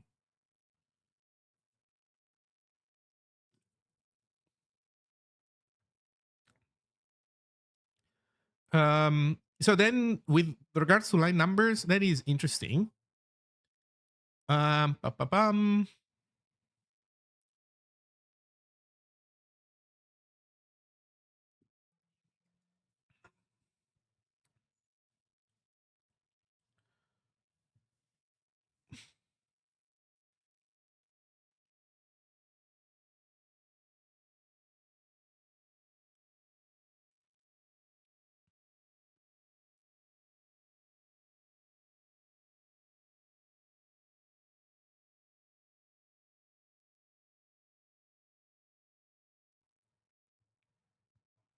Set mode from byte.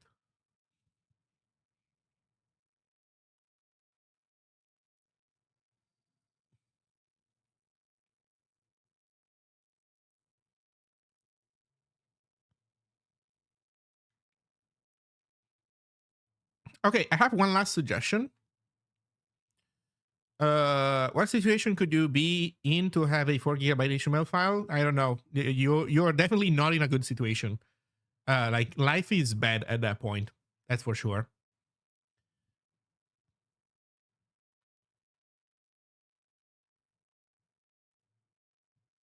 Oh, you make an array list of tokens. Okay. So I have never written a tokenizer that or a parsing system where it is designed to keep around a list of tokens. I'm not saying this to say that it is a bad idea necessarily. I genuinely do not know because I'm missing that part of the experience. For example, I believe that the Zig tokenizer in the Zig programming language, when he produced, where like the tokenizer, I think the tokenizer is just it is a simpler tokenizer by itself, but the AST as it drives it, it records tokens into a list of tokens. I will say that in all the languages that I have dealt with personally, I found that unnecessary. So I've done a JSON style thing. I've done HTML. Well, I've done Scripty also, but Scripty is kind of weird. But in my case, I never found this to be a hard requirement. So the way I've done it is the tokenizer is essentially an iterator. So you call next on it, and it gives you the next token, and then the parser, the AST builder, decides what to do with the token, which sometimes means changing state internally and maybe pulling more tokens from the tokenizer. Sometimes it means creating a node where you save in the node some of the information that was in the token. So for example, byte offset. Another thing that I do is that I do not track line and column, and I only track byte offset, and I compute line and column as needed when I need that information. It's a trade-off because obviously computing it requires you to do more work. You have to essentially not exactly retokenize, right? Because computing line and column, it doesn't require you to retokenize everything before you. It requires you to find new lines essentially. but I do not save that information. The reason is you don't often need it. Sometimes you do, but oftentimes you don't, and you save some data. And keeping these things small pays off dramatically. The last thing that I have to say, these are like general opinions, so maybe things that to think about that might or might not apply depending on what you want to do. But this last thing is a stronger suggestion that I make, and is to learn to use labeled switches. So essentially, instead of having a for loop or a while loop that inside has a switch, you have the switch. You give a label to the switch, and in here you do break label, continue label, and that allows you to turn the switch into a while loop, because essentially with continue, you can return to the head of the switch with a new value. When you use continue, you also provide a new value to switch over, and you will switch again on the new value. And so even though it's a switch without a while on top of it, it does jump backwards. This thing has a name. These things are were called I think Duff's machines. Duff machine, is that it?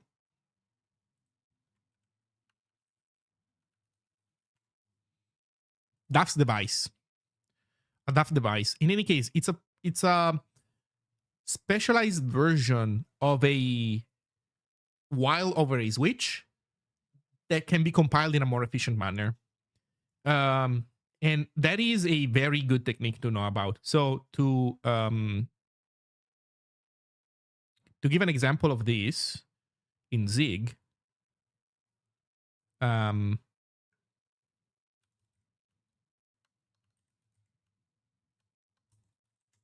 this is Ziggy. This is my JSON alternative data language. And this guy has a tokenizer. And you will see that the tokenizer has a next function. Zig unrolls that. More importantly, you are explicitly providing the unrolling logic, essentially. So here, I give a label to switch, and I switch on the state of the tokenizer. And for example, if I see space, I increase the current index. I move forward where the next token is going to start in terms of index. And then I continue on the same state. So that's going to be the outer switch. Then this is going to do the next index, so on and so forth. And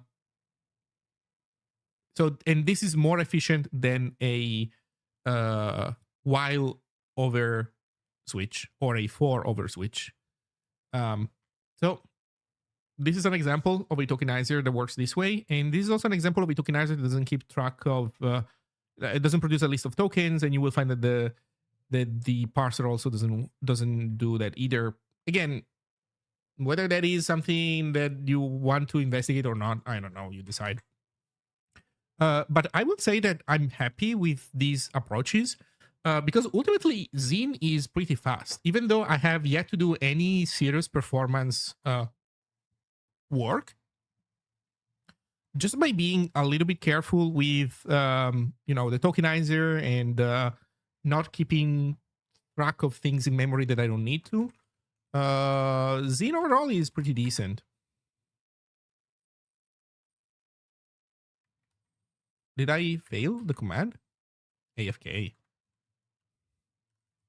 Work send. There we go. Cool.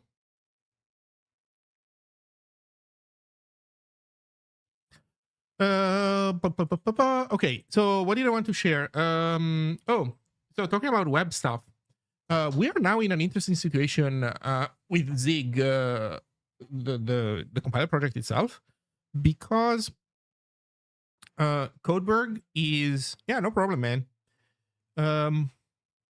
By the way, to be clear, I am definitely not an expert. This is the result of me going from not really. So you know how some people really like languages? I never really cared much. And when I was in university, and every single time there was an assignment that they're required to make a language, the professors would recommend to do it using what is it called, Yak and Bison, and I hated those tools. So they actually never suggested to write a tokenizer and a parser from scratch, essentially. Or rather, maybe a class that presented these ideas as the individual components. But then in practice, when doing assignments, they will always suggest that you use parser generators, and I don't like parser generators. I especially do not like Yak and Bison. Like, I think those tool chains are annoying to use. So every single time there was something of this kind, I would always just use Lisp and Lisp macros. So every time, do a DSL to do this thing. Right on. I'm gonna make a Lisp DSL to do this using Lisp macros. Boom, done. So in any case, I was never really too much into this kind of stuff. But more recently, I got into the business of making a static site generator and being annoyed at curly braced and plating languages and whatnot, and YAML, etc. So that led me down the rabbit hole of making my own languages. And so as part of that process, I learned, I think, some lessons with regards to how to write a tokenizer that is efficient and leverages Zig features well. And so, I don't know, that's what you see in Ziggy. I think currently Ziggy is the pinnacle of what I've learned to do. Which, to be clear, does not mean that it is particularly good. Just so that we are clear on that point. But it is the best I can do.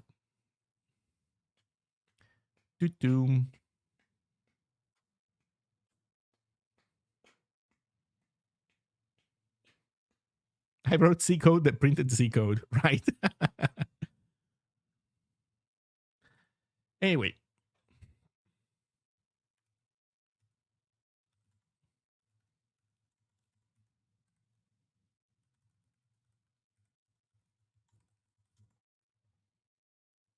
Push docgen, exit.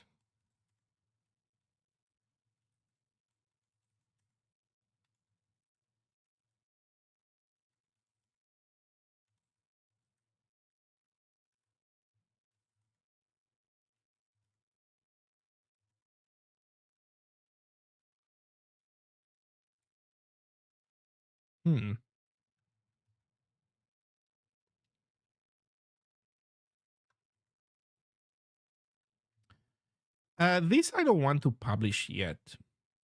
Also, let's add Zig package.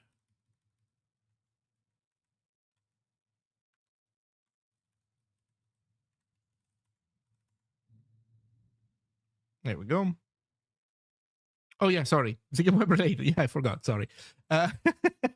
So here's the interesting thing. So since the project has moved off of GitHub to Codeberg, things have improved, but they are not perfect either. Codeberg has some serious issues.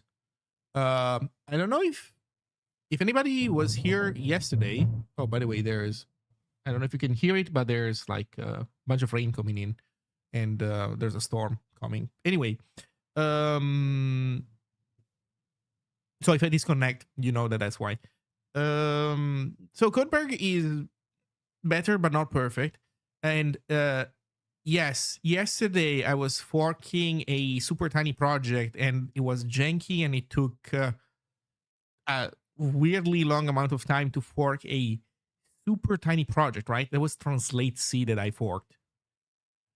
And some PRs just show 500 and I cannot read them. Yeah. And apparently when people try to fork the Zig repository, it just hard fails all the time, because I don't know if it times out, or in any case some resource gets exhausted, because it takes already a long time to fork a super tiny project like Translate C, and forking Zig is more intensive than that. So, um,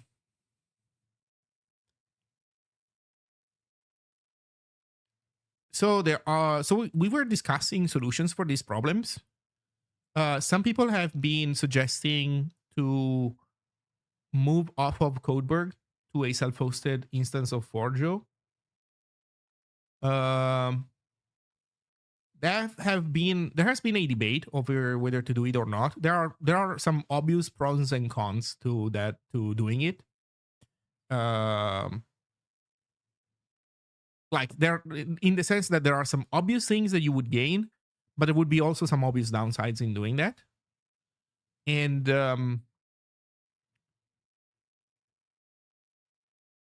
of course, the other way of going at it would be to write an entire forge from scratch, like essentially go self-hosted with the forge. Like, well, I guess in a more serious manner, in a more serious interpretation of the term, meaning of the term.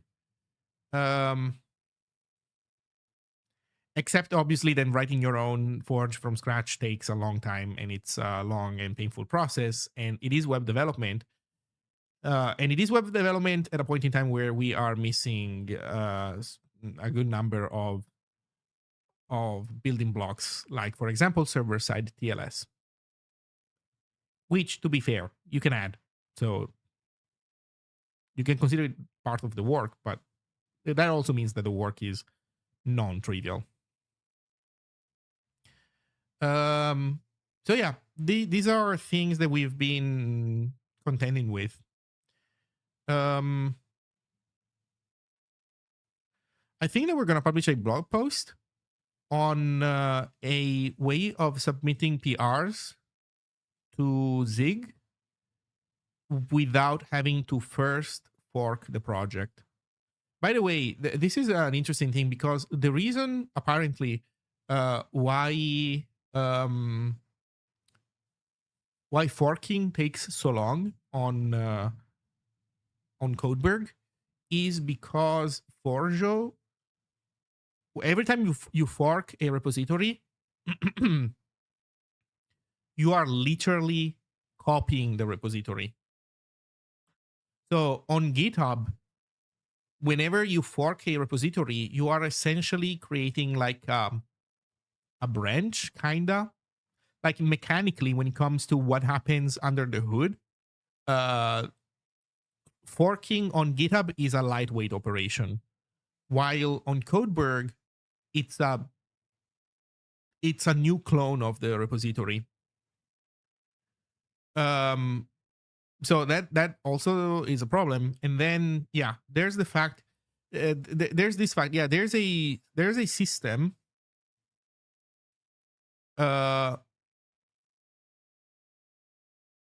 Does it fix the comics leaking across forks? Yes, it does. Although at the same time, you know how GitHub shows you the weird commit and then it says, well, this commit is not reachable from any branch and thus is, it shows you the thing at the top that says this commit is sus. They could actually have, instead of showing that, they could show a 404 not found if they wanted to. I don't know why they don't. But in any case, yeah, having a real separate clone will does fix what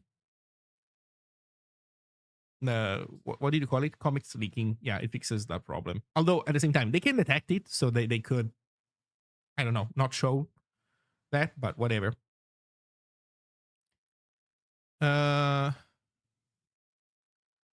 And what else? So how is the solution then to surviving forking? There is a way that is not supported by crypto code. There's a better way actually. So instead of forking, there is a system called a quote unquote workflow called agit, where you can, from a local checkout, submit a PR without having that being supported by a fork.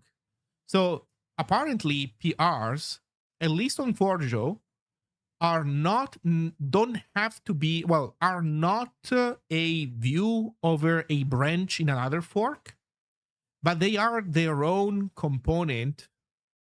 They are their own copy of a patch.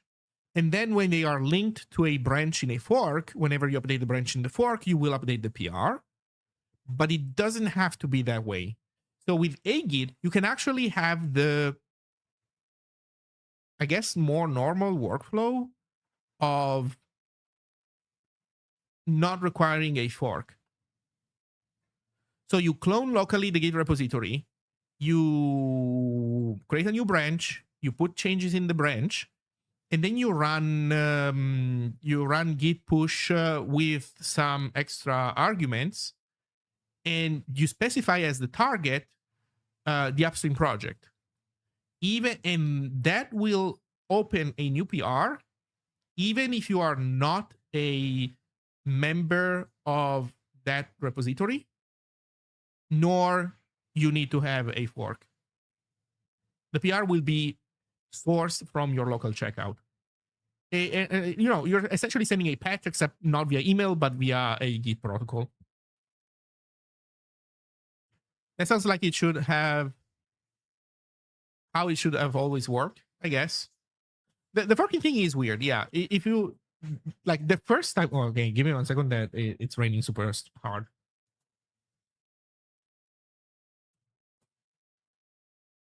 Yeah, sorry, I'm also getting hail. I'll be right back.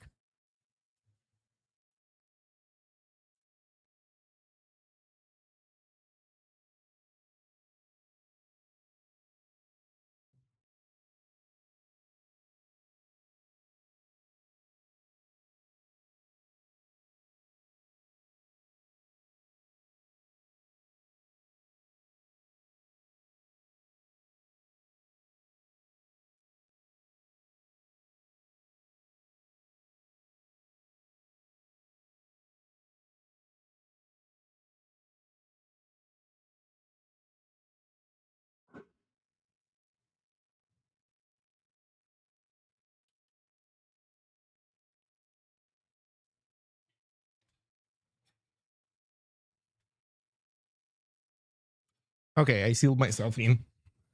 I'm safe. Doom.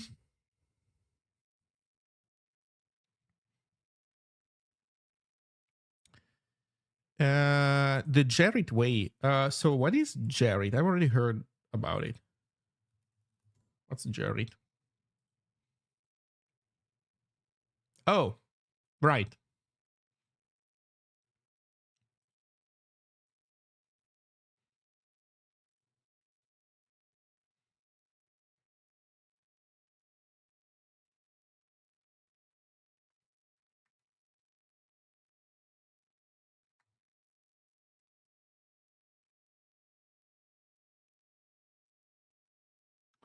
Thoughts on Source Hut? I do not have any. I really do not have enough experience to really be able to say anything. So, just so that we're on the same page, Gerrit is Gerrit a full-fledged forge? Is it just for PRs? How does it work? I think I need somebody to help me make a sense of this. I see repos being mentioned. Are they hosted here or not? Browse GitHub. No, the repo is on GitHub. So this is only, wait a second, this is only hosting PRs? So you keep the repo on a separate hosting and then you use Gerrit only for PRs? And then people use the Git protocol to send PRs to Gerrit?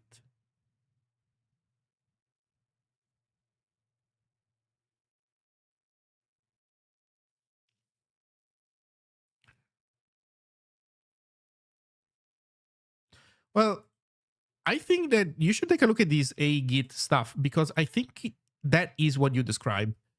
Or rather, maybe that is not per se entirely what you described, but it is a way of getting there. A-Git Codeberg.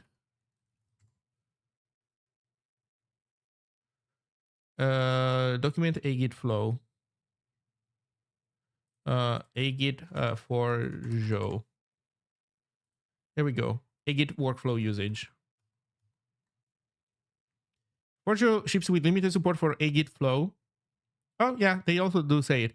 Similarly to Gerrit's workflow, this workflow provides a way of submitting changes to repositories hosted on Forjo using the git push command alone without having to create forks or feature branches, and then using the web UI to create a pull request.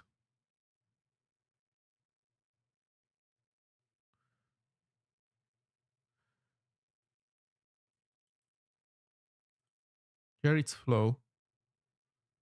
Docs. Latest.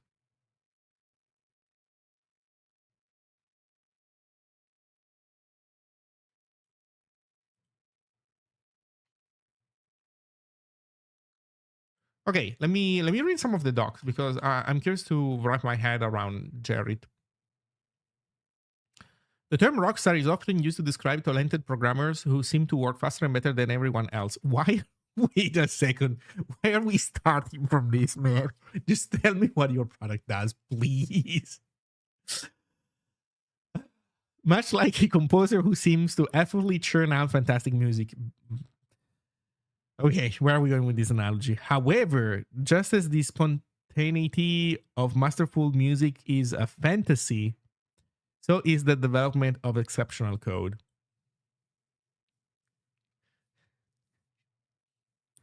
Sure. Wait, okay, so this is justifying the need of a code review system? So they're saying that they're... What? I think that you should still believe in the need of peer review, even if you believe in the existence of rockstar programmers. But the process of composing and then recording music is painstaking. The artist records portion of a composition over and over, changing each take until one song is completed by combining those many takes into a cohesive whole. The end result is the recording of the best performance of the best version of the song. Please, can we get to the point, man? Consider Queen's 6-minute-long Bohemian Rhapsody. Right. Which took 3 weeks to record. Some segments were overdubbed 180 times. Software engineering is much the same. Changes that seem logical and straightforward, in retrospect, actually required many revisions and many hours of work before they were ready to be merged into a code base. A single conceptual change, fix bug 123, often requires numerous iterations before it can be finalized. Programmers typically fix compilation errors, factor out a method to... I think that a code review tool does not need remotely this much roundabout justification. I think you can go straight to the point and it's fine. Well, in any case, blah, blah, blah, blah, blah, blah, blah.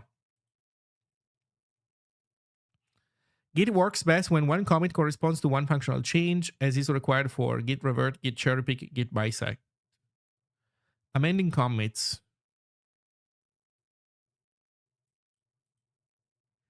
Git provides a mechanism to continually update a commit until it's perfect. Amend to remake, re-record a code change after you update the commit, blah, blah, blah. However, the older imperfect version is not lost. It can be found via the ref log. Why are we saying this? Wait, I'm so confused. Code review. At least 2 well-known... Wait, you know what? I take my complaint back, because I do think that in the past, you would not have needed much convincing. Like, to sell people on the idea of code review. But now that I think about it, as of late, some people have started saying, you know what, we don't need code review anymore. You cannot realistically code review the 700,000 lines PR that Claude just merged in as response to the prompt. Can you please turn this button from red to blue?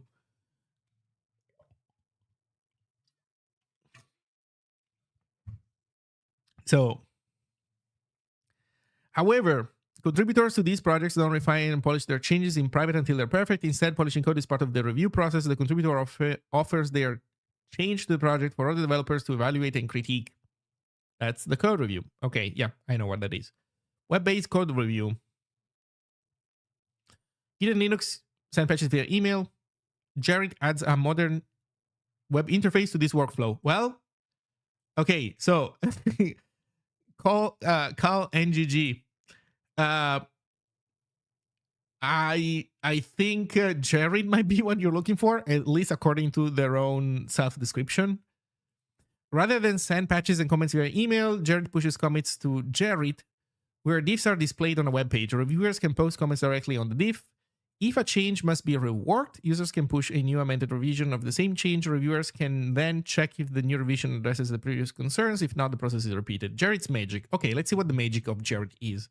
Because so far, everything is fine. When you push a change to Jared, how does Jared detect that the commit amends a previous change? Jared can use the SHA-1, since that value changes when amend is called. Fortunately, sorry, Jared cannot use SHA-1. Yeah, because you get a new thing. Fortunately, upon amending a commit, the commit message is retained by default. This is where Jared's solution lies. Jared identifies a conceptual change with a footer in the commit message. Oh my god! We finally, all the bits and pieces are starting to come together. It's like Chekhov's description of amend plus reference to the ref log. There was a ref log hanging on above the fireplace, and I was confused by it, but finally it's coming back in. So there is a line that tells you what the previous commit was, and Jared can go fetch it. The previous version of that same commit was, and Jared can go fetch it via the ref log. Amazing. That still, though, does not answer why we were talking about the Queens, about Rhapsody, whatever.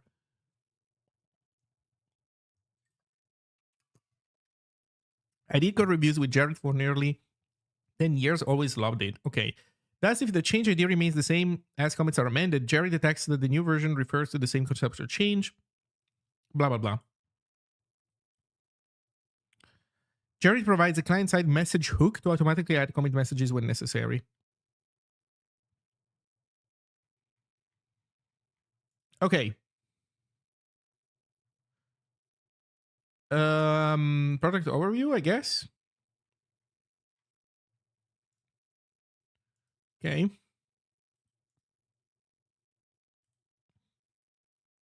Oh god, I went back too much. Basic Jared walkthrough for GitHub users. It's like this is the for dummies version. Okay, let's look at both of them.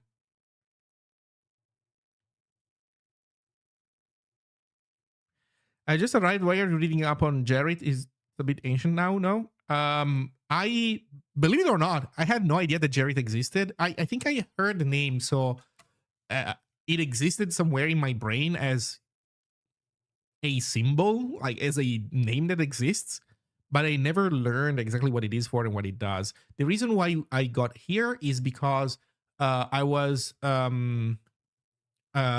good guy. I know Jared. Okay. The reason why we got here is because I was telling people, I was sharing the fact that the moving the Zig repository from GitHub to Codeberg has brought us some improvements, but not everything is perfect, and some things are like actually really problematic for everybody involved. For example, the fact that apparently people have been trying to fork the Zig repository, and that has been failing on them over and over. yesterday, um, I uh, forked Translate C, which is a super tiny project, and it took like 30 seconds for that to go through. So you can imagine that forking the Zig repository as a whole takes either forever or understandably times out and fails. And partially that is because forking a repository on Forjo apparently is creating a new clone on the host. While on GitHub, forking is more lightweight because you're essentially creating a branch. Um, but that is a model that Forjo does not implement. And I've been told, so I don't have a first-hand reference to share, but I've been told that they don't support it because they are uh, like opposed to it in a somewhat ideological manner, as in it's not just that they made a bad implementation; they deliberately wanted a different set of trade-offs. I might be wrong. This is first-hand information, so take it with a grain of salt. Or most likely, I am missing at least some nuance. So why did we get here then? Because of these problems, we were discussing this stuff in this week's core team meeting, and one thing that was brought up is the a-git workflow, where on Codeberg and Forjo in general, you can send APR to a project using git push without having to have a fork of the repository first. And then somebody pointed out that I think it was CryptoCode who pointed out that Jared also does the same. And then I found a link to Jared on the Forjo a git page. And so now I'm learning what Jared is.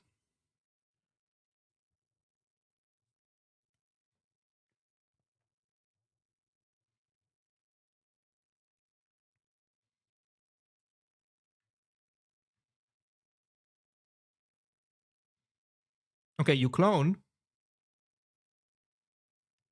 you SCP to Jared. Wait, what's going on?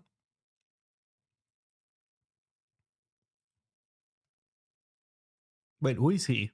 Max. This idea allows Jared to link together different versions of the same change being reviewed.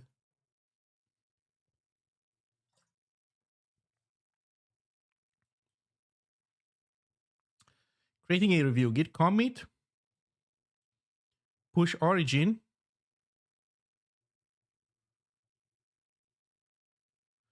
new changes, processing changes, new one done. Change to a proper yeast-based pizza dough. To SSH Jared host, blah, blah, blah.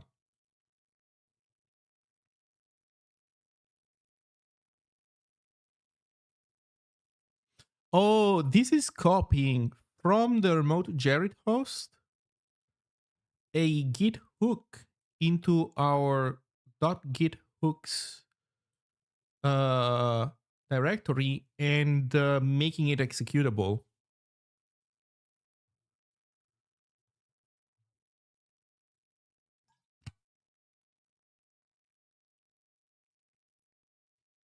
Okay. Notice the reference to a refs for master. Jared uses this branch to create reviews for the master branch. If Max opted to push to a different branch, he would have modified his command to git push origin had refs for branch name. Jared accepts pushes to refs for branch name for every branch that he tracks. Debug this command also contains a link to the webpage Max can use to review his commit. Takes him to a screen similar to the following. So I have a question, Neurosite, if you're still around. You said that you used it in the past and you were happy with it, and then you're saying that it is ancient now. So are you saying that it should not even be considered as an option nowadays? Like, what is the difference between loving it when you used it and considering it ancient now?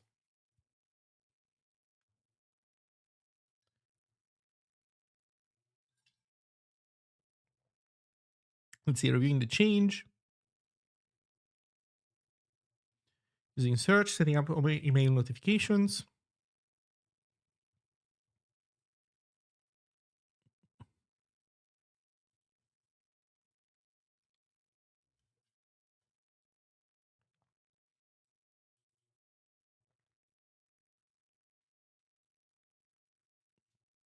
Okay, so you can leave a comment in line, code review. There's you can vote it. Verified, no score. Okay, the scoring system seems S. I don't know why. Whatever. It's good to me. Approved. It's good to me, but someone else must approve. No score.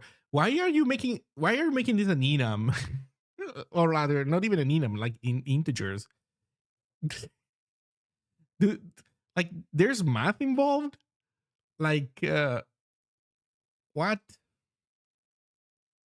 Okay, whatever.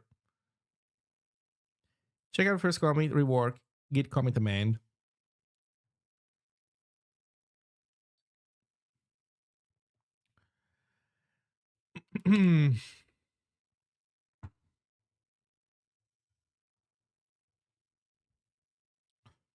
I see. So essentially,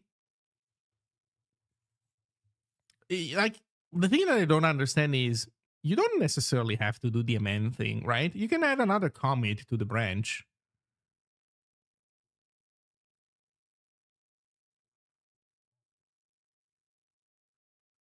I guess the point is that there is no branch connected to this. Like you do not have a branch for this, let's call it PR. So that's why everything is done off of a single commit plus the git ref. Like it's emulating a branch by using a single commit and the git ref log. Huh. Because if you, yeah, it's like a poor man's branch. Like if you had a branch, you could add more commits, and then you could have a final step where you decide, to squash some commits and whatnot.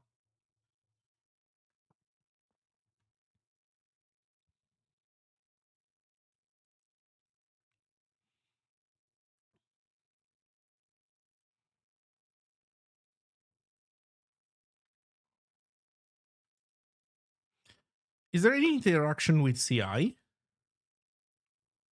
Features and workflows. Attention set. Code review is a turn-based workflow going back and forth between change owner and reviewers. An attention set with users that are currently expected to act on the change. SSH, Git changes.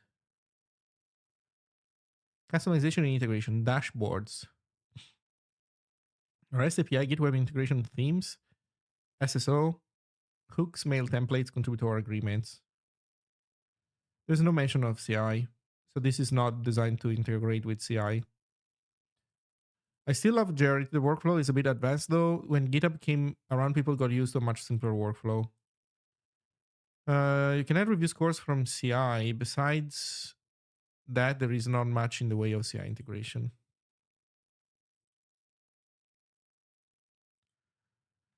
I see.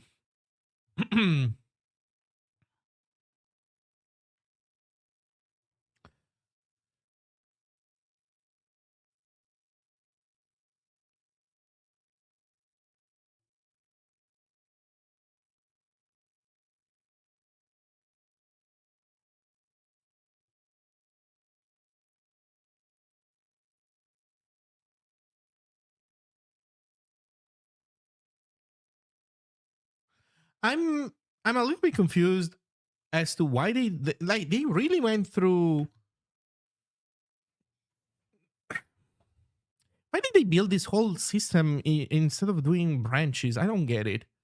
Why do the whole hash thing and just not use branches? I really do not get it.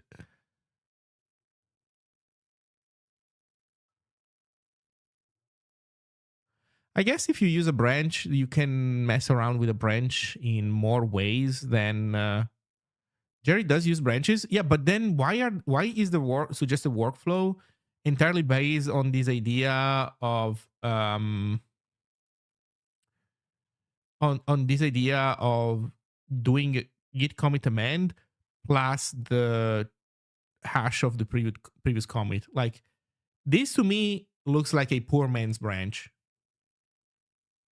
Or are they describing here a workflow that you can use but that you are not necessarily required to opt into, and then you can also do the normal one with just branches without needing the magic line in your commits? It's one level up from a branch.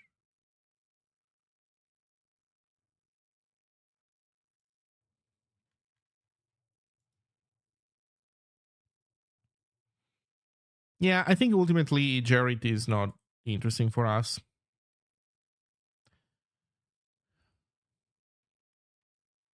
Although if it was a little bit less weird, maybe it could be. I don't know.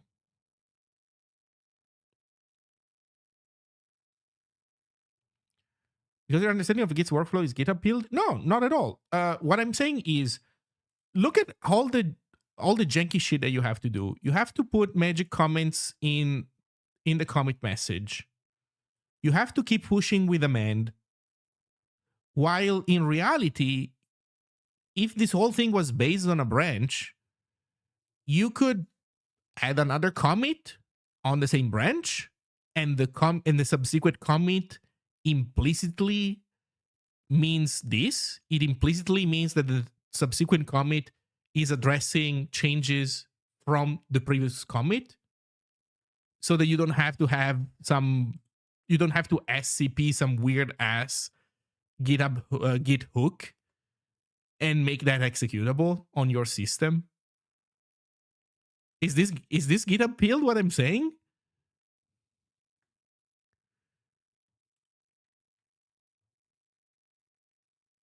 Like, my point is that it's just this detail that I'm complaining about. Like, everything else seems fine around it, although the fact that this system doesn't have direct CI integration is annoying from strictly the perspective of, I'm looking for things that could be done to have a PR system that isn't tied to a specific platform, or Git hosting platform. But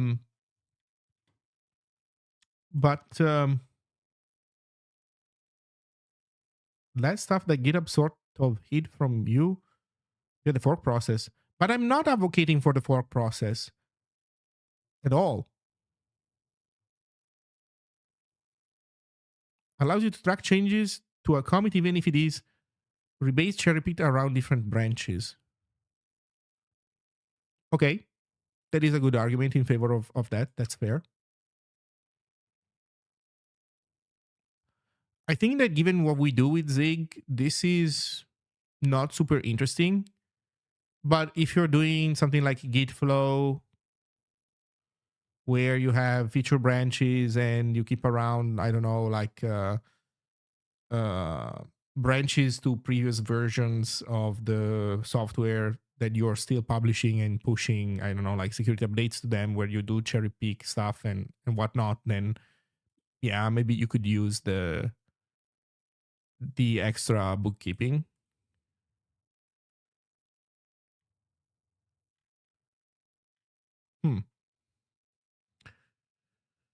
Okay, cool. In any case, I think that for Zig, given what's going on with Codeberg, we are gonna start telling people to use the Git workflow so that they don't have to fork Zig, because apparently they just can't anyway. Then there have been discussions about self-hosting Forjo. I don't know if we're gonna do that, but it has been considered. And in all of this, there has been also interest in the idea of making our own forge. And so far, the 2 points of interest with regards to that have been one, having a system that has a invite tree of some kind. Um, and the second is uh, having a CI that has a concept of priority so that you can prioritize, for example, building master branch over uh, PRs, and within PRs, prioritizing PRs that come from the core team over PRs that come uh, from contributors, non-core team contributors. They're not doing the thing GitHub does where they only store a copy of any given Git patch in the repo. Surprised they aren't. It's free to do since it's hash-based change set. Forjo, as far as I know, as I have been told, so I've not seen the source like an authoritative source of information myself. But I've been told that forking is super slow on Codeberg and Forjo in general, because it's literally creating a separate clone of the repository on the host machine. It is not doing the tricks that GitHub uses. I believe that I have been told that they are doing it on purpose, that they are explicitly against the idea of doing what you describe. And they are essentially, consequently, deliberately choosing that trade-off. I will also say that Forjo, up until very recently, has been a piece of software that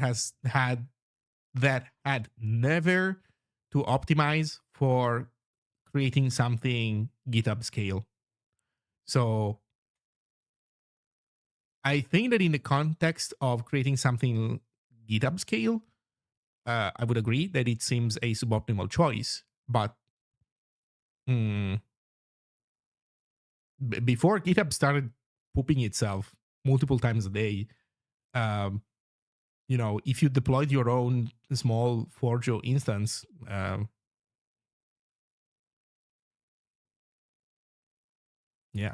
you would not have felt the same problem essentially at the same level.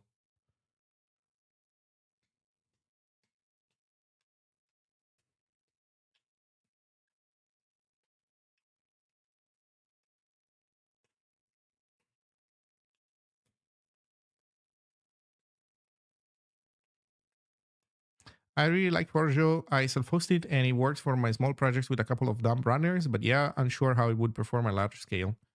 Well, it's at large scale, it's suffering. That's what we are experiencing on Codeberg. It's probably configurable. Well, you can look into it. What I was told is that they deliberately never implemented that. I think that it is reasonable and understandable for the creators or for the maintainers of that project to have never prioritized in the past doing the things at scale. I think they is Codeberg, not Forjo. What do you mean? I think they're more or less the same people.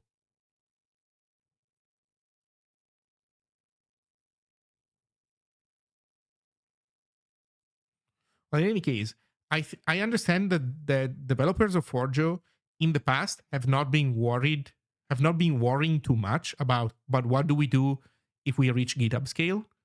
Because that is not something that it makes sense to optimize for, because the chances of that happening are somewhat low. Go back, go back 10 years, go back 6 years. I don't know exactly when Forjo started, but even before that, right? It was called, what was it? Git T. So when the Git T project started, would you have bet that that GitHub would be falling apart as it is right now, that would have been a pretty hard bet to make. So I understand not prioritizing for that. I do think that, well, the situation has changed.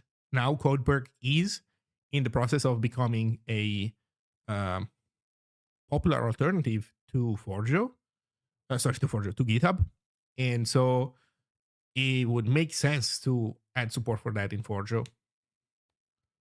We knew this was coming years ago. Eh, I mean, it is safe to say that when Microsoft buys something that they ruin it, but the trajectory that GitHub took it was like the perfect storm of bullshit happening at the same time. It was like I like essentially AI has fueled this situation. Like without LLMs coming out as they have, things would have been very different. So unless you would have been able to predict that LLMs would be born now, I don't think you would have been able to predict precisely what's happening.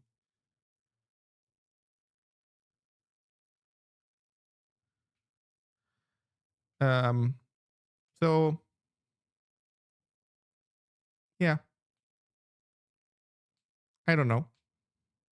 In any case, I think that for a project like Zig, making our own forge is interesting because it's in the gray area of it would totally make sense to have an optimized, like have making your own tools. At the same time, man, a forge it's really a big effort in terms of like you have to do a lot of web development work.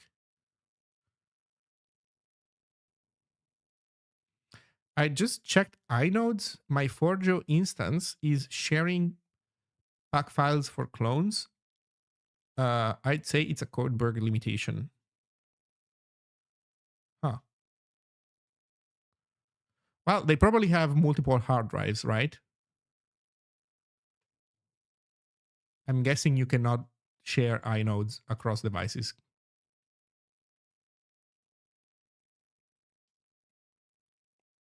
Zig should just run its own Forjo. Well, here's though where this gets interesting, Neurosite. I've been told that FFmpeg has their own self-hosted Forjo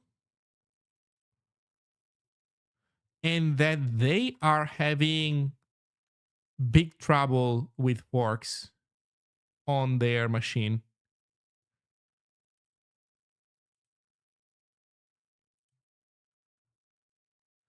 Wait, what the fuck am I looking at?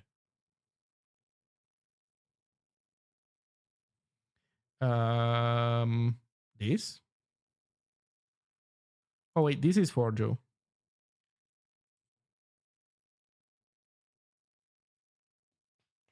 Saying that is like saying you don't know raids exist.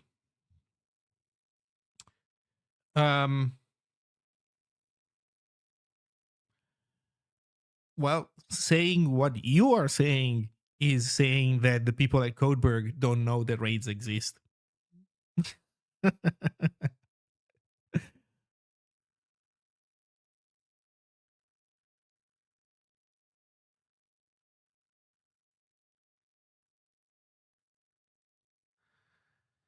Hmm.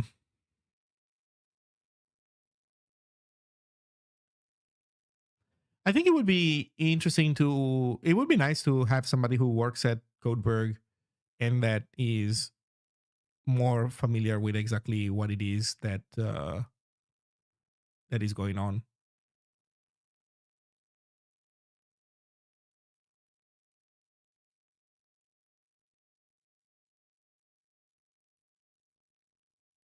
Hmm.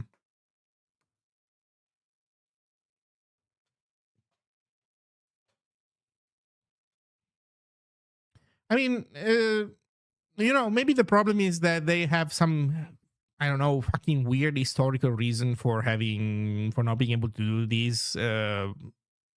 that's why it's going on. And maybe it turns out that they're trying to make it, they're trying to fix it, and like in a month or something they're gonna fix it, but we just don't know.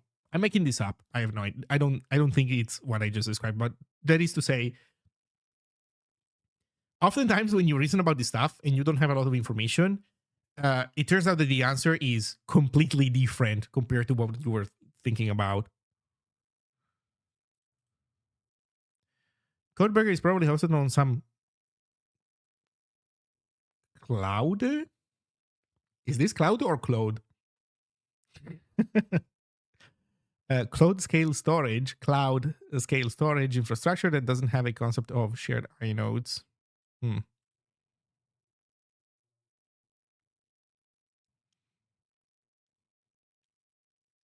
I think the last thing that I read about Codeberg is that they have some very old machines that they are running because they take like end of life hardware that gets donated to them and they make it run. Partially, I believe they do it because of environmentalist reasons. Partially because, man, nowadays buying a stick of RAM is gonna fucking bankrupt you. So I imagine that they are definitely not in the position to buy, a ton of super good hardware right now.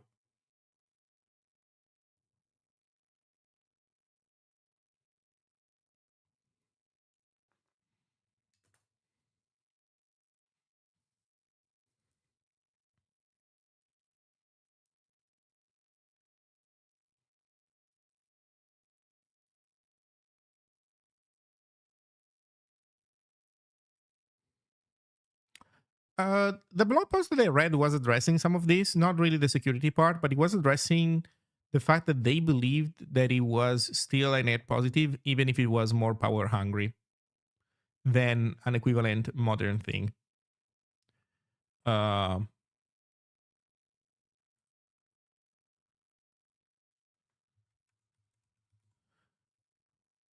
By the way, I'm just relaying the thing that I read. I don't mean to say that I agree with them or not. I genuinely do not know. Where did I see this? Codeberg blog. Budget of 2026. Onwards and upwards. We love our new infrastructure. New storage limit on Codeberg. What you need to know. We stay strong against hate and hatred. Wait a second. Are hate and hatred two different things?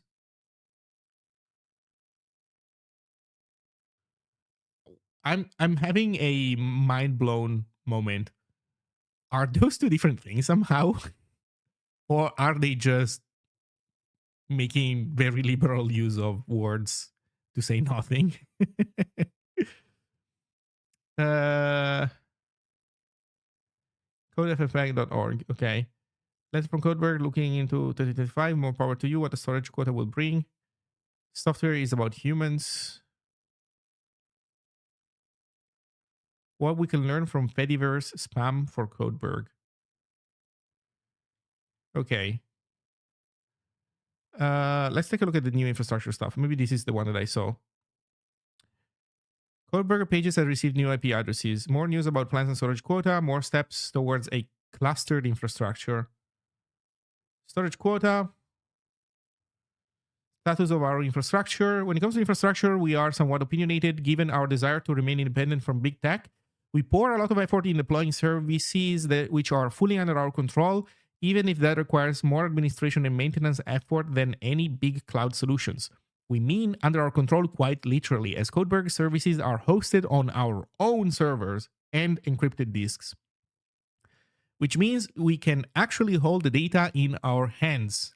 Nowadays, this independence is not a given, as large parts of the internet rely on the quote-unquote cloud offers of big tech or use resellers. While using one of those hosting strategies might have been easier maintenance-wise, that would directly contradict our goals of offering alternatives to the dominant tech models. Even worse, Your donations and membership fees to Codeberg would directly fund some of the very big tech players that we want to offer an alternative to. So I don't like this sentence because if your goal is just to offer an alternative to something, then it is not a problem if somehow it is a problem if your alternative is actually the same thing with extra steps, fine. But it should not be a problem that you end up funding the thing that you want to be an alternative to. Now, if your goal is not to be an alternative to, if your goal is to killing the other thing, then this makes sense. You don't want to directly fund, Codeberg would directly fund some of the very big tech players that we want to fucking kill. That sentence would make much more sense. I think somebody suggested to tone down the somebody suggested to tone down this sentence, but they didn't notice that you can kind of see a seam where the edit happened. That's my take. Of course, our independence comes from responsibilities. Comes with responsibilities, and we cannot do everything alone. Thankfully, there are many others that help us along the way. Software like Ceph, tool changes, clustering, other things. Let's see. HA proxy. They're talking about software. They're not talking about hardware. Where is the one where they talk about hardware? This is not a hardware blog post.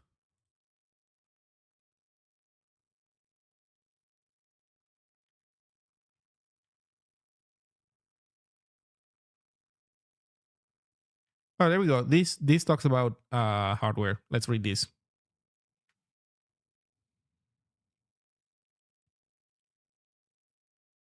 Okay, thank you, Neurosite. I'll take a look.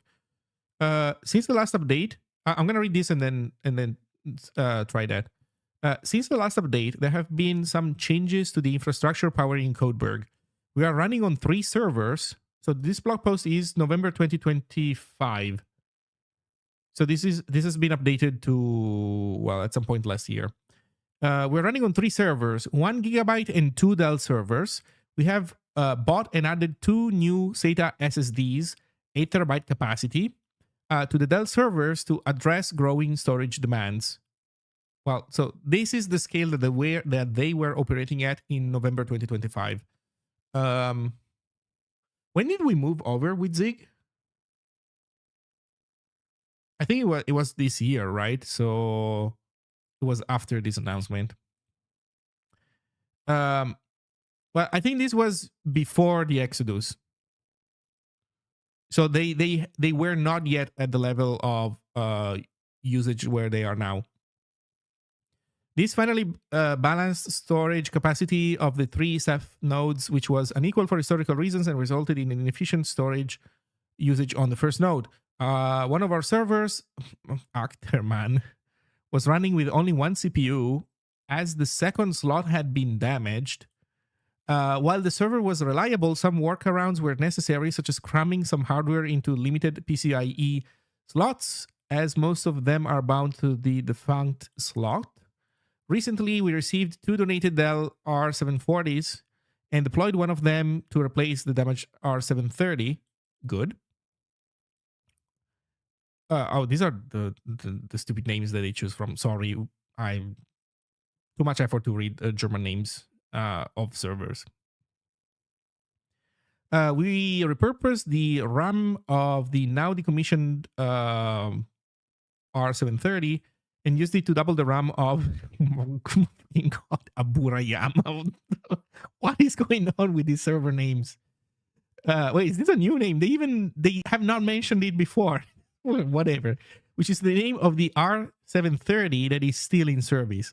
This boost let us allocate much more resources to our various containers, resulting in performance improvements for Codeberg. If you are interested in more details and up-to-date information about our hardware, we maintain an overview in the following repository. Oh, there we go. So we have a live information about how they're doing hardware-wise.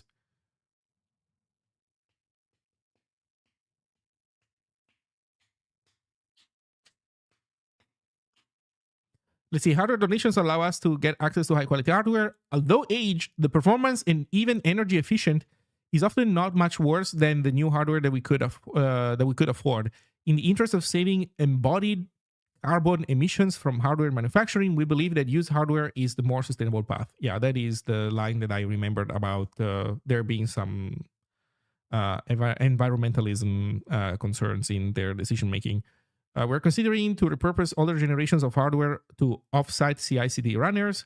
While the hardware is less energy efficient than newer, we hope to use direct solar power to generate to operate CI/CD nodes only during sunshine hours, using efficient machines for 24/7 operation and less efficient machines for about 4 to 8 hours a day is a likely reasonable approach. You can see this in they have CI runners that have the lazy suffix. I believe that the lazy suffix are the day only machines.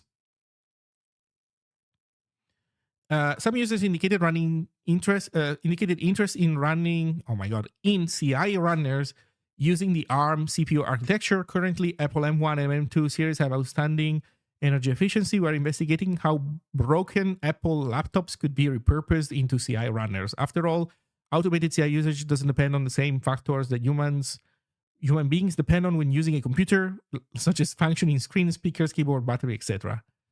If you own a broken M1, M2 device or know someone who does and believe that it is not worth a conventional repair, we would be happy to receive your hardware donation and give it a try. Side note, there are also non-profit organizations that may be willing to accept your working devices and repurpose them for those in need. For Germany, we recommend blah blah. Okay, on a software level, we are currently struggling with recurring performance degradation on our Galera database cluster MariaDB. Oh, Forjo uses MariaDB? Okay. While it usually holds up nicely, we see sudden drop in performance every few days. It can usually be fixed with a simple restart of Forjo to clear the backlog of queries. We are still investigating potential issues with our database cluster. In the meantime, work is on going to optimize database queries that were observed to trigger the behavior in Forjo. Yeah. Codeberg budget of 2026. This is relatively new. Transparent communication, funding diversity, funding humans, frugal spending and control. Okay, so wait. Human scaling problem. What is this link? The hardest scaling issue. Okay. Let's take a look at the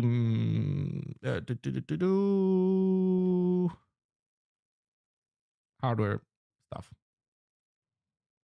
Updated 2 weeks ago. So what do they have now? Dell PowerEdge 640, 730, 740. Yeah, there we go. Good old Abu Rayam. Location in Berlin. Gigabyte R272Z30. Status setup. FFFFM. What?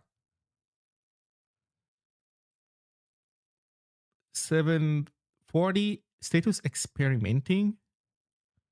730 retired. Oh, this is the poor guy that had a broken CPU slot.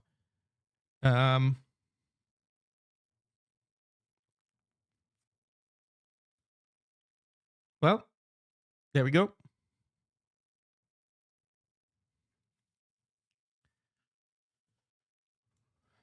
Forking Zig is literally instant on my Forjo instance. So why is it not on Codeberg though?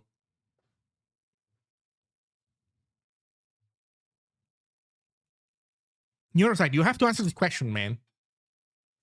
You're making all these claims. Now you have to answer everything. Like, I don't know. What's up with those giant drink cups that are, I forget the brand name, but they are selling in the US right now for like $2 a liter or something, a gallon or something. What's up with that stuff?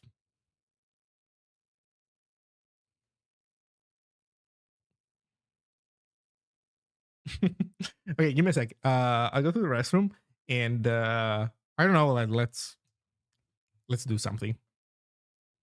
People like to drink, maybe.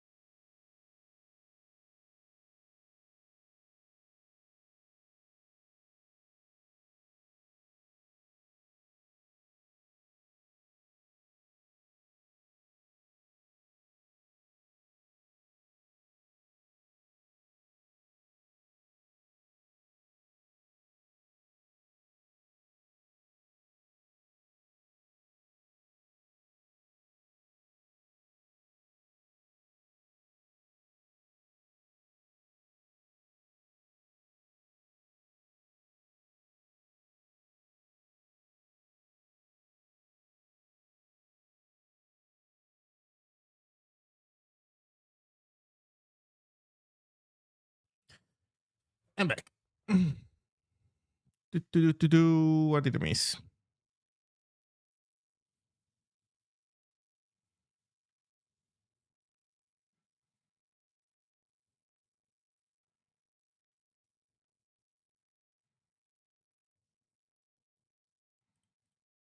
Where did you see about the forks being full clones on Codeberg? I was interested to understand if they discussed their rationale. No, I was aware that this is the case with Forjo in general. And for example, Neurosite is confirming that it is a full separate clone, but he was also pointing out some extra nuance, which is that some that part of the copy is I don't know if it's a hard link or he was saying in any case that it's not like the data doesn't get fully duplicated. So it's not a completely naive clone.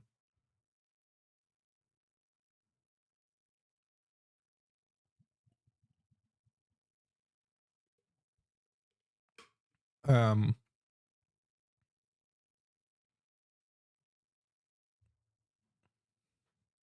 and so I repeat, a lot of things that I heard. I didn't experience them firsthand myself. So under that perspective, yeah, there's probably information missing. I don't know. In any case,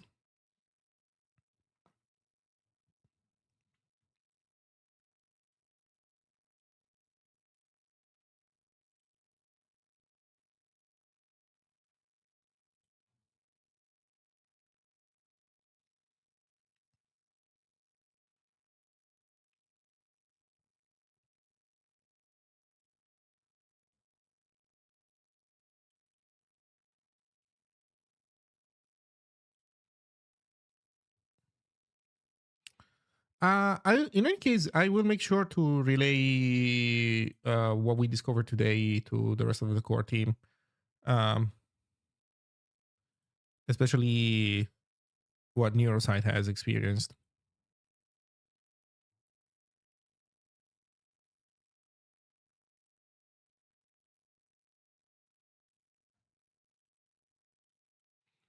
Um,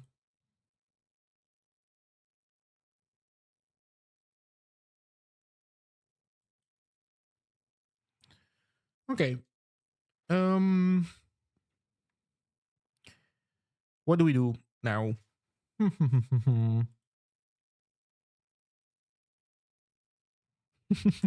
Sorry, we've been spending so much time yapping about stuff that I'm completely zoned out with what to do next in terms of zine work. Maybe okay. So a web we were saying does not work. I could just at least try to pull and see where it poops itself. You know what? Let's do this because I haven't done it in a while. So we don't push zine. What do we have in here? Oh, I think here we have some fixes, right? These fixes we can push. So Zig1 build test. By the way, if Android is not implementing the update source file step that deletes directories, maybe I should try to make my own janky PR for it.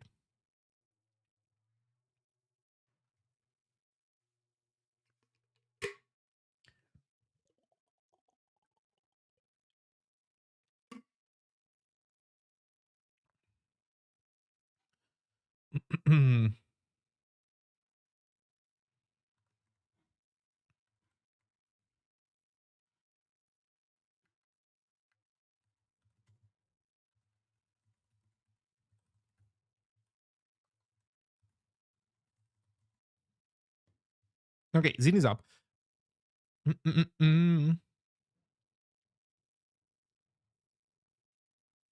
By the way, since we are talking about Git related stuff, I have a question for people in chat who are more in the know than I am. Is there like a recommended pattern if you want to have the same repository available on multiple platforms and you intend to accept PRs on all of them? So some people have expressed interest in seeing Zine on Awebo. What the fuck am I saying? On seeing Zine on Codeberg. Actually, people have been a little bit more pushy than this, which enters the realm of me being annoyed at this. Like, request, move to Codeberg. I kind of find it annoying because if you say please add a mirror to Codeberg that we can contribute to, I get it. But move to Codeberg is a stronger proposition. And I do think that move to Codeberg is in the realm of open source kleptomania. So I don't love it. Um, Having a dedicated host would be less of a headache. Yeah, but we are entering a situation where there is no one place to be, and so you can decide to be in only one of the many places to be, or you can try to be on all of them, or at least some of them, and then open the door to more contributions that way, essentially.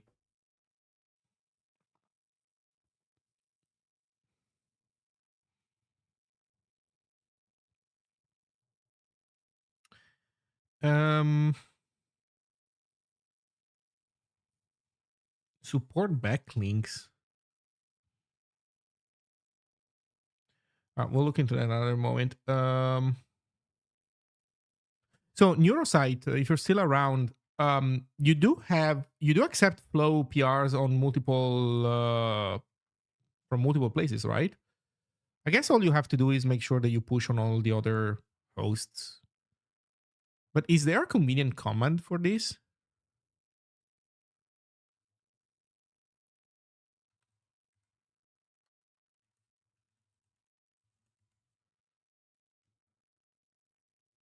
Oh, you do have issues and PRs on here.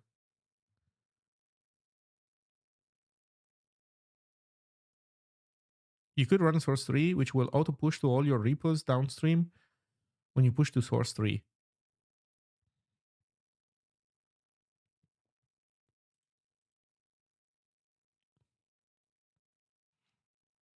To eventually phase out PRs on those platforms. I see. So your goal is to disable them on other platforms, and then you essentially say, well, if you since you can log in through those systems, you're already gonna have an account. So well, you can make an account trivially, so might as well do it that way. Hmm.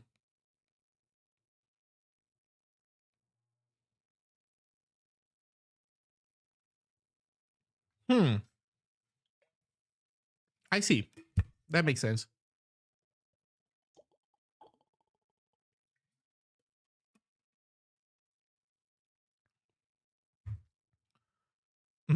But here's the next question on your side. Would you plan to keep the mirror on GitHub and Codeberg, or would you also remove the mirror?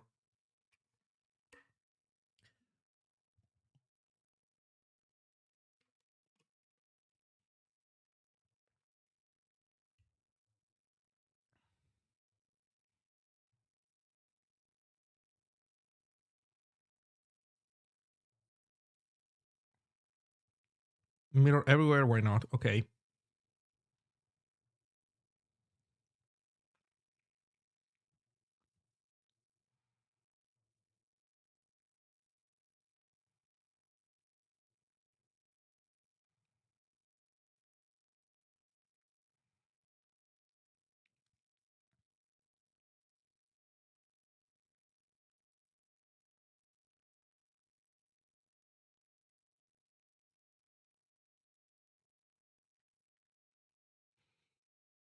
Okay. Understood.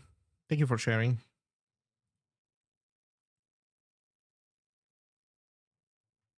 Hmm. Okay.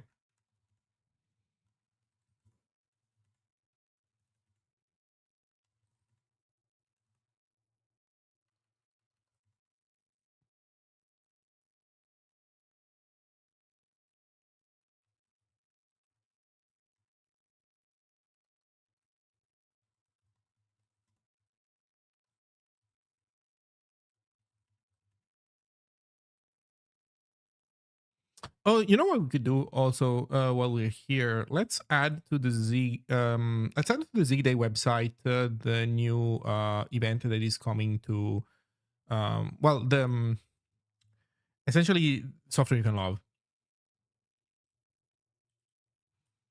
Okay, let me do this. Special 0. Zig Boston at.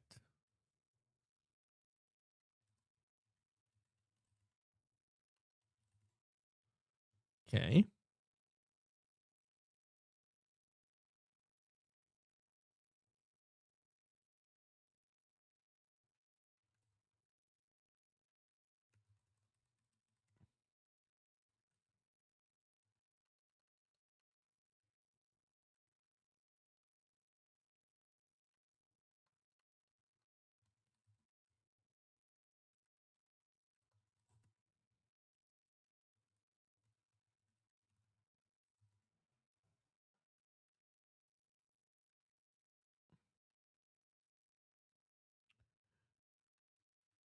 Um, 2026. Is this date correct?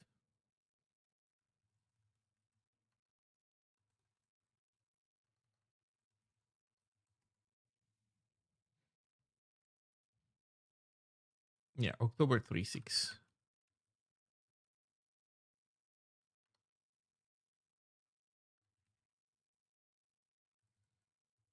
36. Oh, also wait. Are we using this? I think we are using this.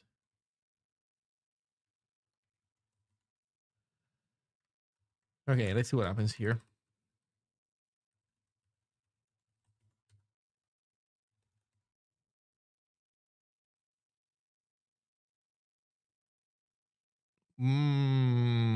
What is going on? Parse date is fading invalid character. Oh yeah.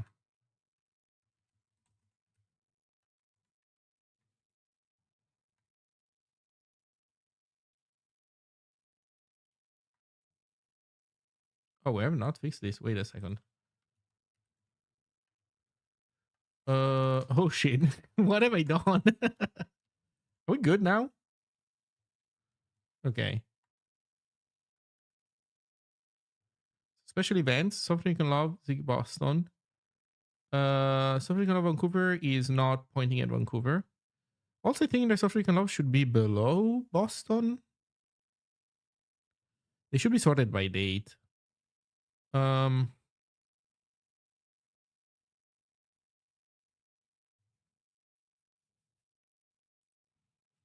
So we can solve this.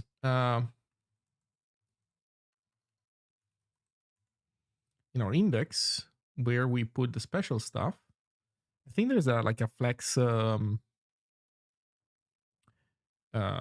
reverse thing. Yeah, class cities.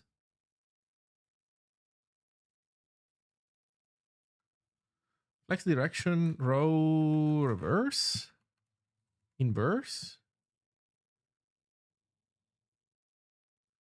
What is the? I'm not gonna get any suggestion in here because I don't have an LSP for CSS. God damn it.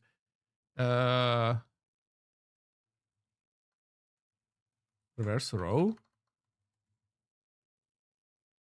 No. Okay, let's go do it in the edit in the browser.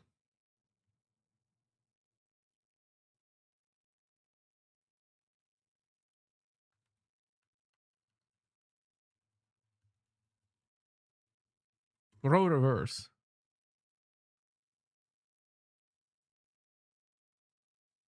Why is this not happening?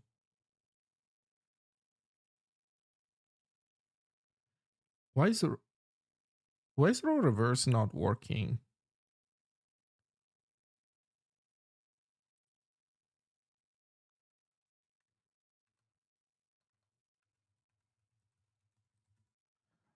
Cities is the container, yeah, of a bunch of elements.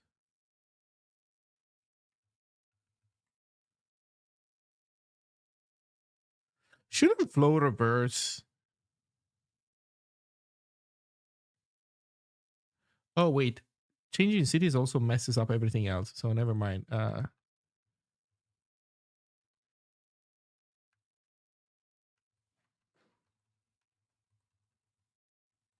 Okay, let's do it this way. Let's stop messing with cities.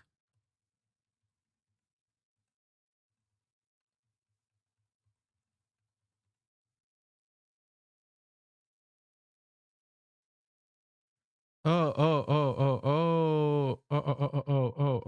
We have special cities, special stuff. Okay, so we should be doing actually special cities, like special cities.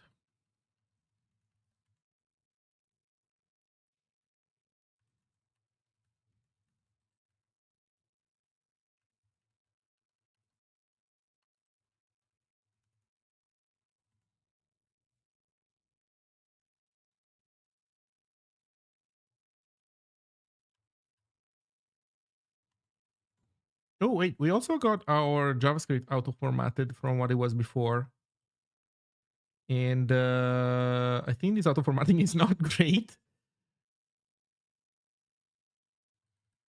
This should be like this. Why is this indented like this?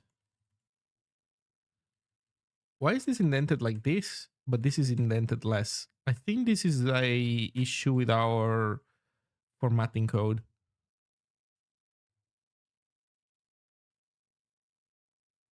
Because this is the correct indentation level, but somehow we go back one too many.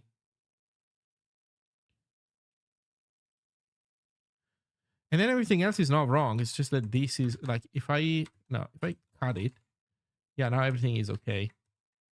It's this guy that is causing trouble. That is something that maybe we should look into. Okay, are we making improvements here? There we go. Zig Boston above. Stuff that you can love below. That is delightful.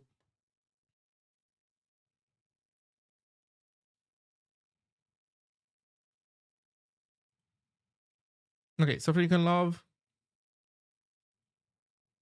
Let's give it a proper location.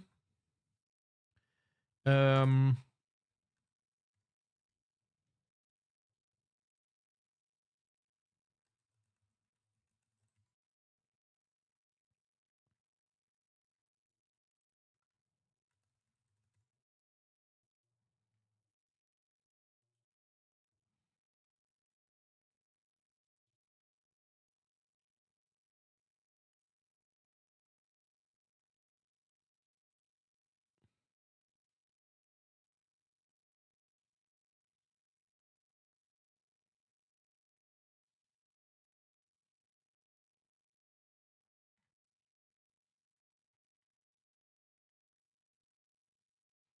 Evergreen Cultural Center.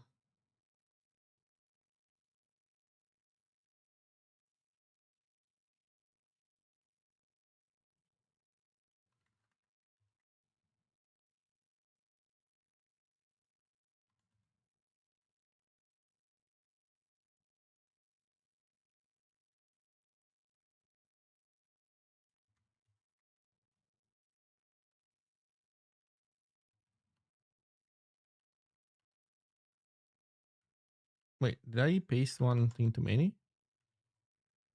I might have.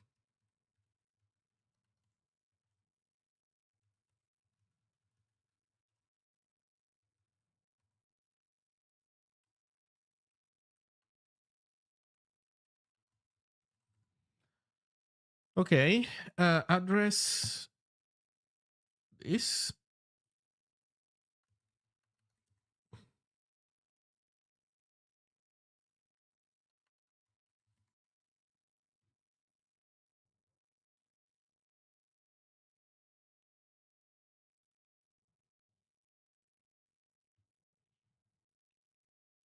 okay. Homepage. Yeah.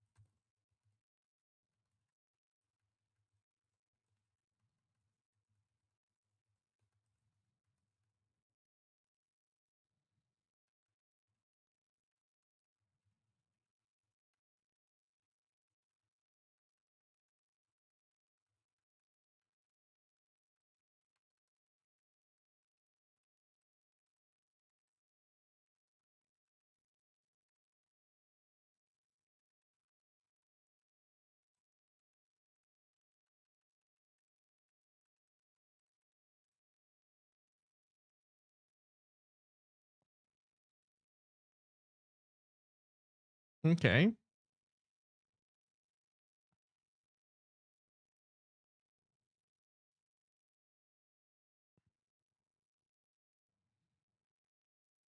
I think this is good.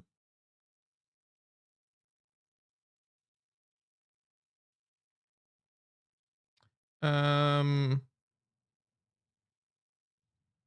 so this all makes perfect sense to me. But the fact that the buttons take more space than the thing here that I do not like. Can we add some padding?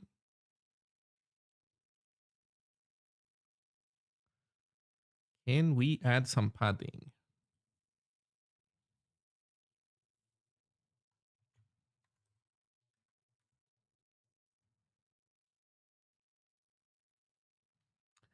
Um, padding. We give it to actually. Let's use the inspector. Wait a second. Why are they overflowing? If this guy is supposed to be this big, why are they overflowing, man?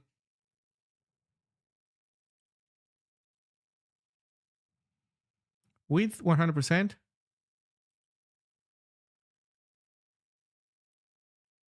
Oh, no, no. Oh, wait a second. It's this padding here.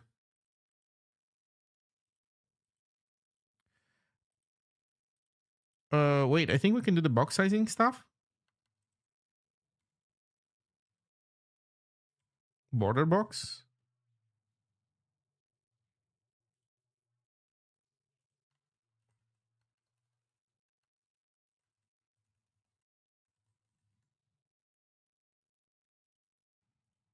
Okay.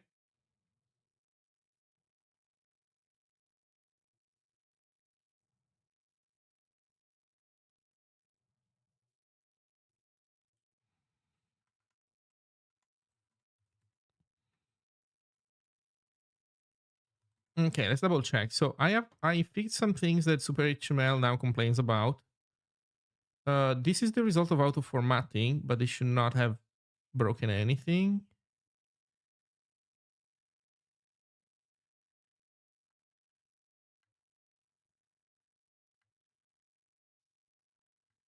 Okay, we should be good. Why is there a directory called public?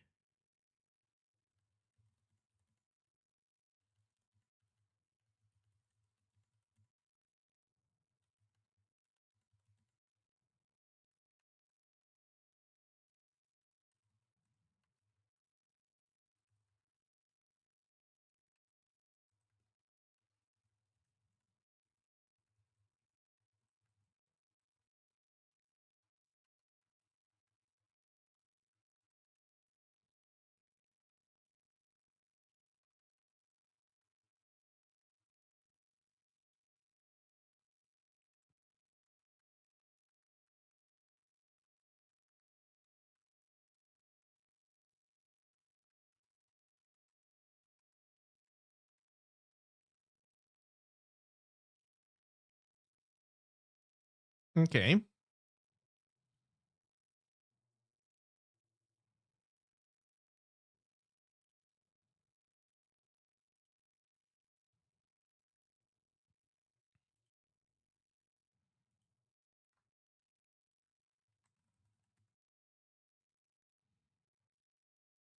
Oh, there was another thing where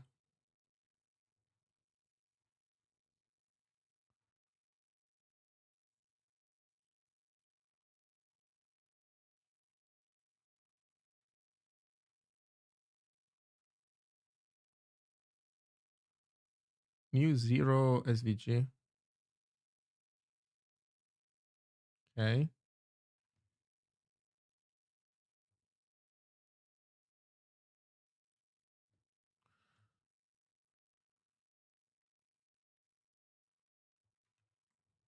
There we go.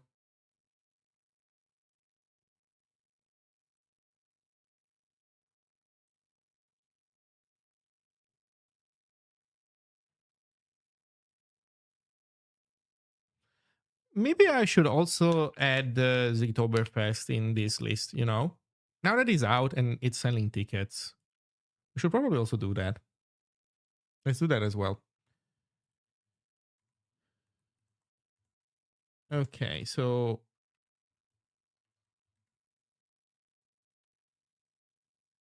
zero icon is zero SVG.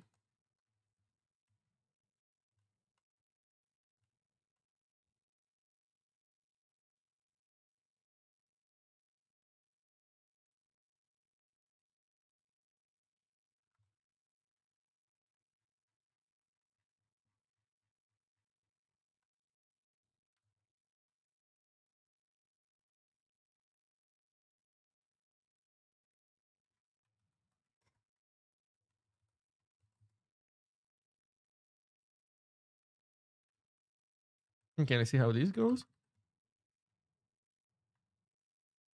Oh, this is the new zero. I think it looks lighter. Interesting.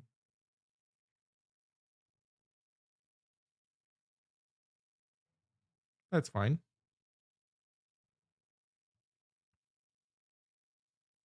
Okay, so new zero.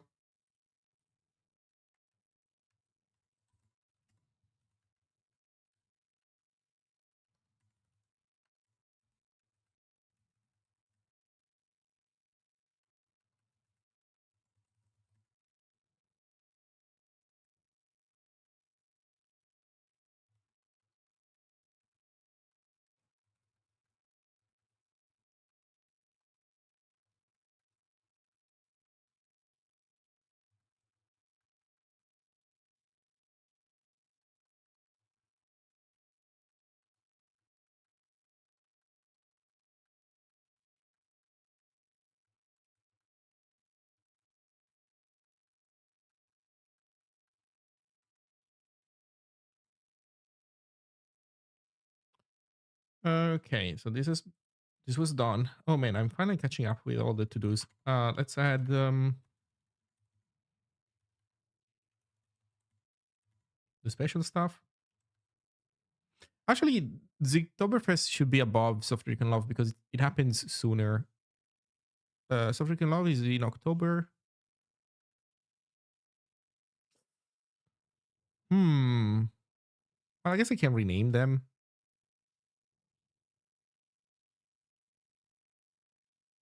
Yeah, those pages should be sorted by date. I think that is the actual solution. I'm not doing it as I should.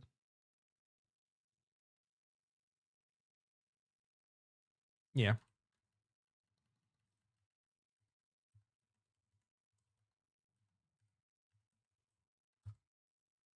I think I'm stupid. Why am I doing it this way? Oh my god. Uh,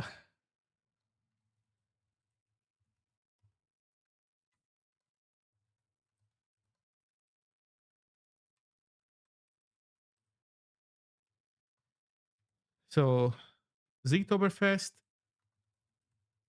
is on September 12th.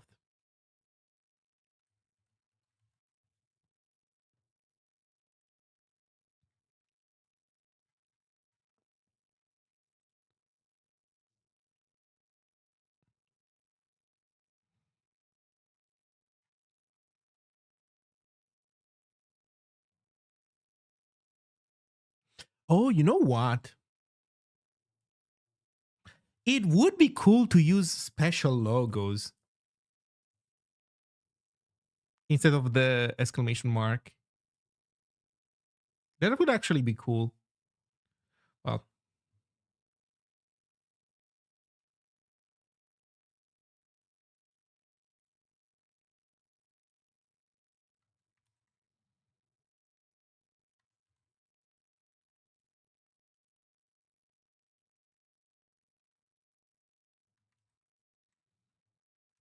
okay.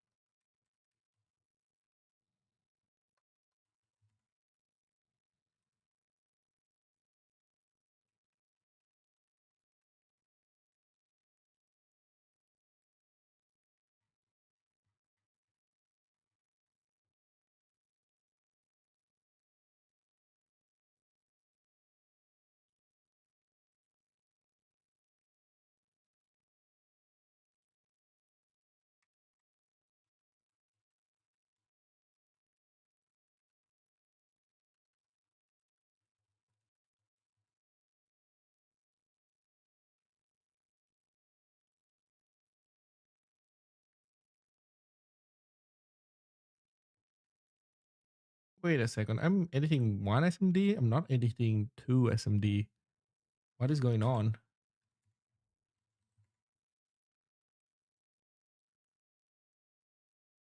Why is Boston below Ziktoberfest? Oh, you know what? I'm a complete idiot. They are sorted by date. This date. Oh.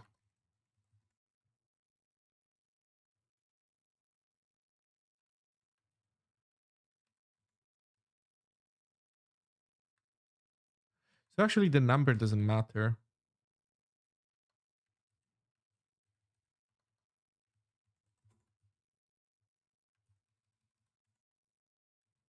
Parlo Itali. Nice.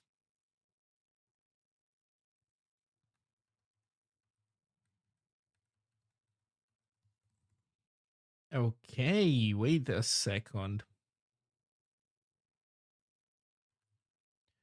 So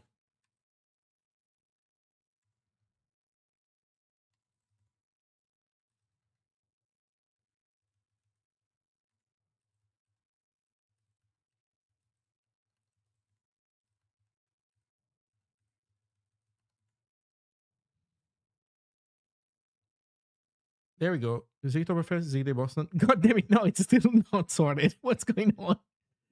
Um okay, we need to remove the reverse thing, I think, from HTML.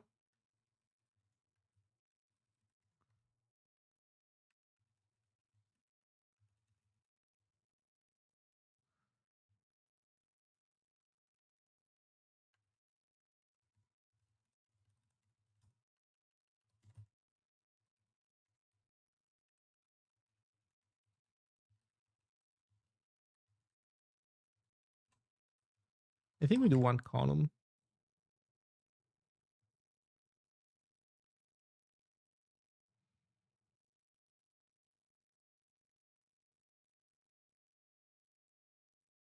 Okay, this is good, but why are they sorted wrong? Because they are sorted by date.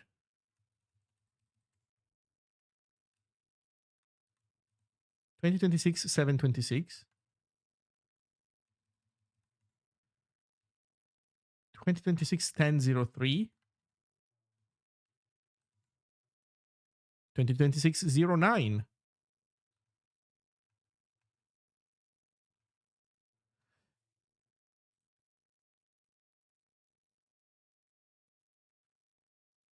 Am I dumb?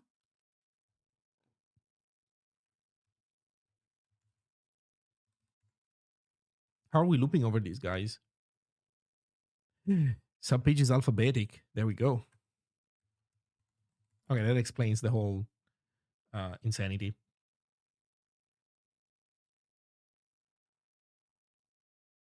Yeah, and then we do want the reverse because they show up decreasing. Okay.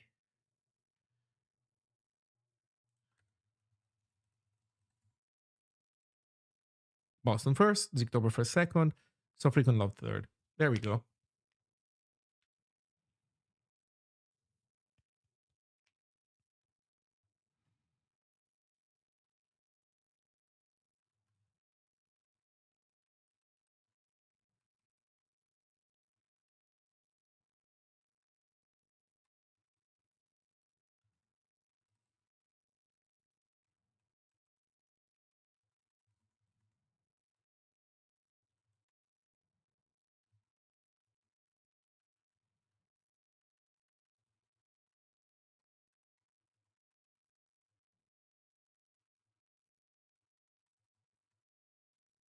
Okay, Italian Zig Day when? There is one. There's actually more than one. We have one in Milan, one in Naples. Uh, one in Milan already ran a bunch of times. Although it's been a couple of months since the last one, and I wasn't able to go there the last time. But the other ones I did attend all of them. Okay.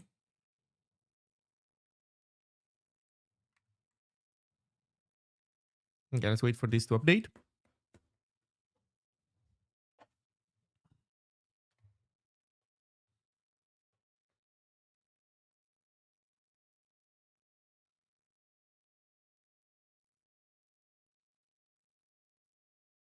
See, they run failed.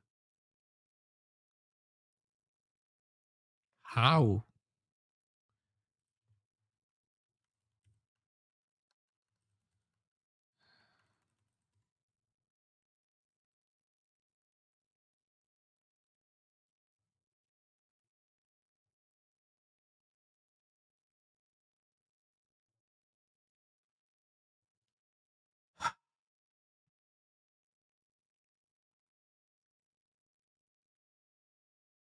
HTTP error token requires authentication. HTTP error requires authentication. Creative page deployment failed. I don't know, man. We run. What can I do?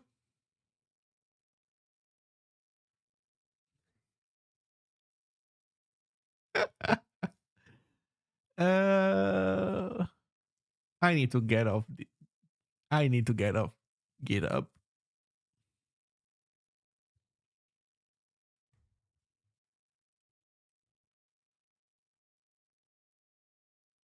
Oh, just straight up does not want to run.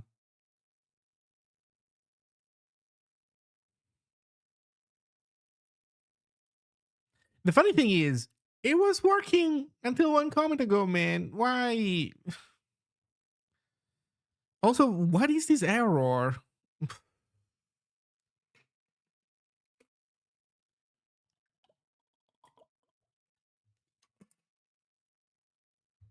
Somebody better vibe code a fix fast.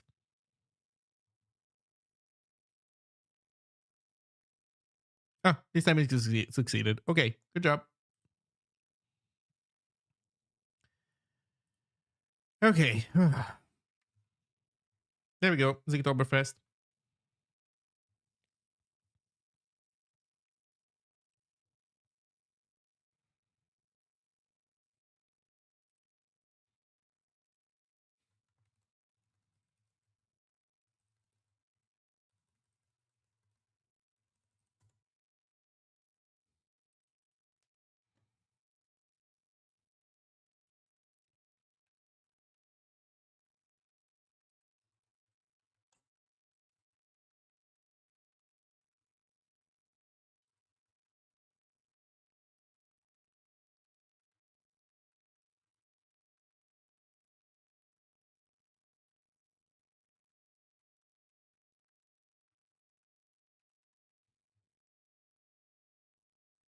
Oh shit.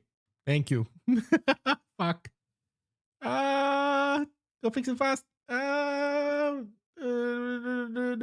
this is the wrong one. Did I close it? I closed it, didn't I? Okay. Yeah. Fast, fast, fast, fast, fast.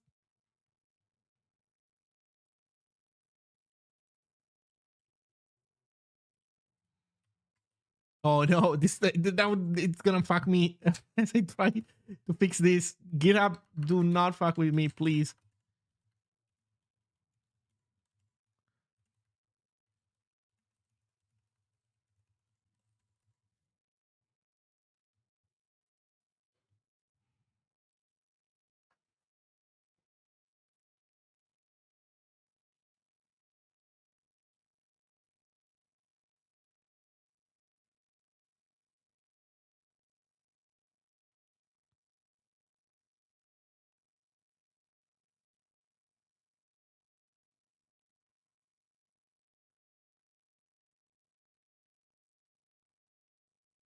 Okay, we survived.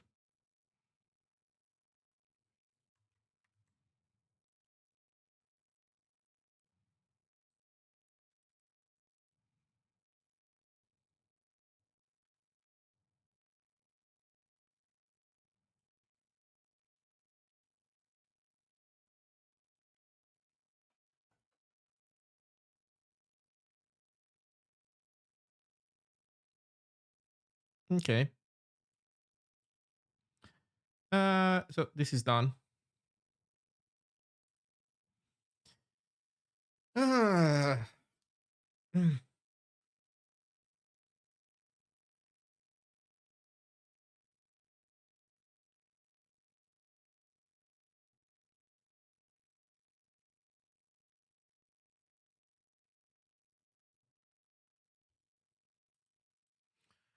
So, this is done. That's good. I could update the other website while I'm at this. Maybe we should update software you can love, software you can dot love, which I haven't updated in a while. Or rather, I should move it to Zine. It is kind of disgusting that that is still a Hugo website, to be fair.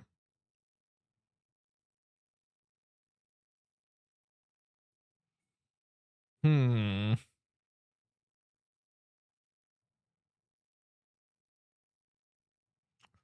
Hmm. Hmm. Hmm.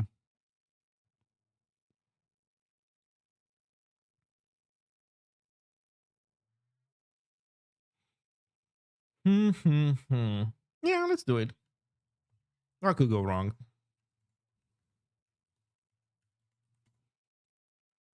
Oh my god. All the Hugo artifacts. What do I have in assets? CSS. Okay.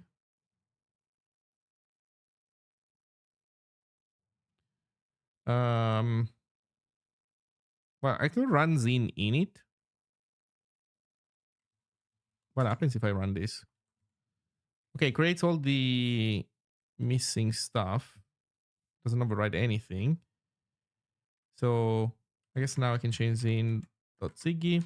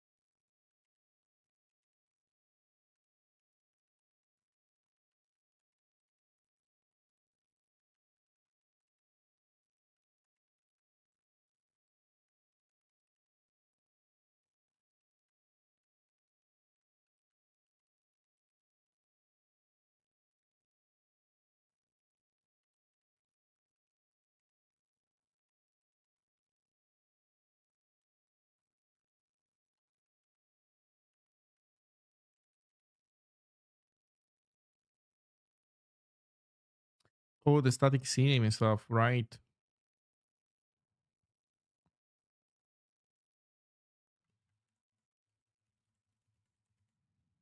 Oh, that's another cache directory.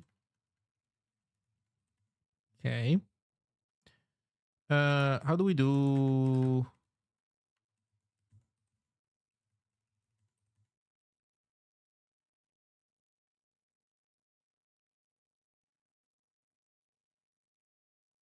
I'm confused. There is no CNAME thing in here. How does this work? Wasn't the CNAME stuff necessary?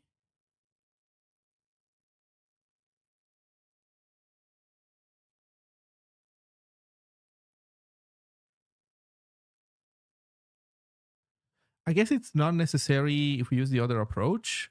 I thought it was necessary always. It's not. Is this really not a thing anymore?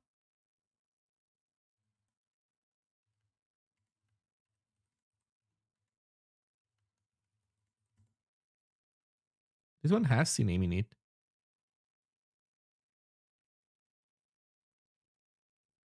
How does Zig.day work without the CNAME thing?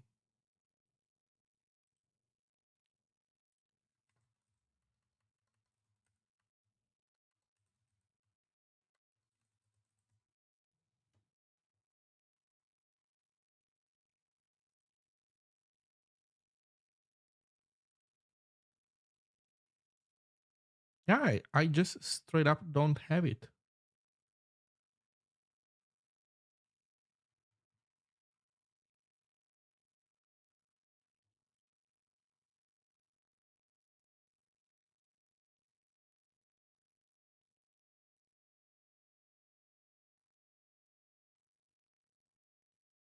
Okay.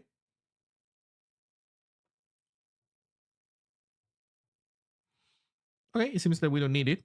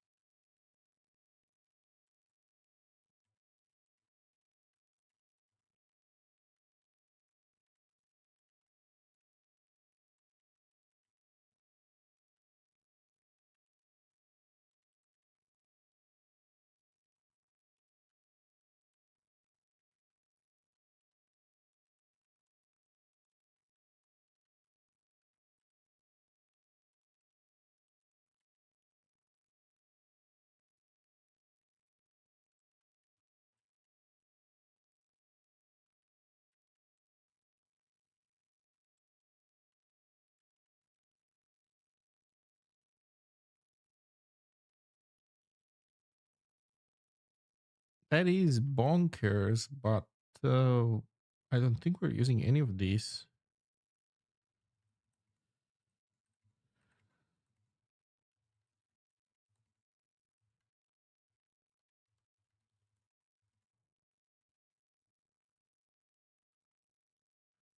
Oh my god, despite everything, we are still using inheritance here.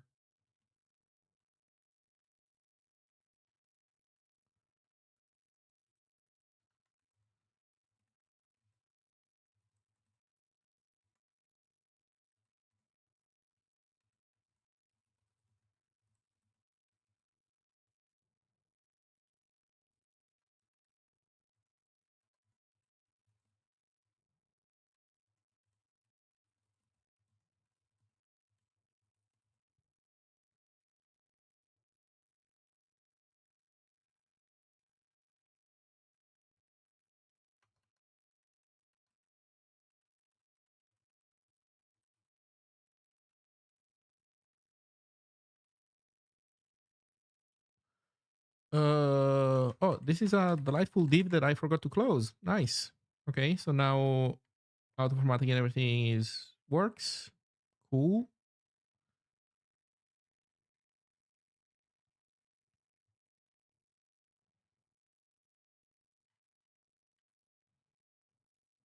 Hmm. I think we might be missing something because there was more stuff in here.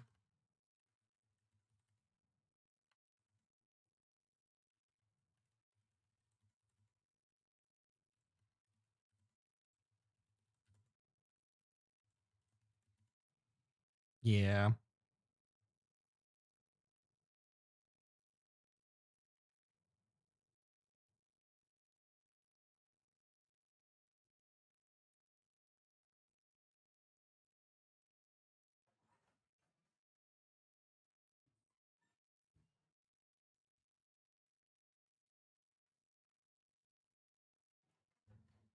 Oh no. I s- I see self-closing tags. What is going on? Oh no.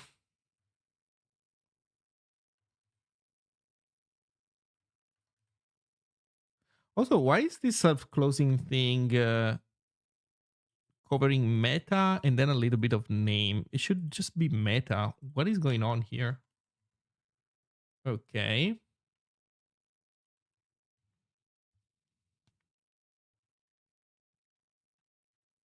I think this one should be local. It should not be downloaded from the internet every single time.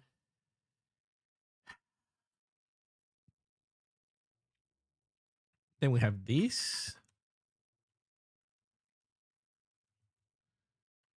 Href is $ side dot asset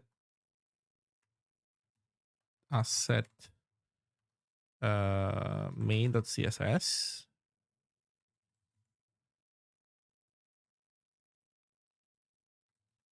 Dot link.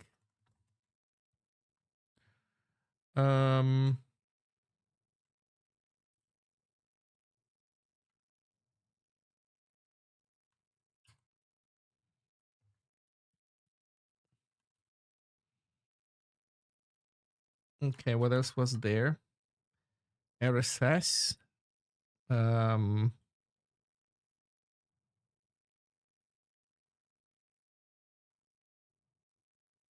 then some style. Let's copy the style, I guess.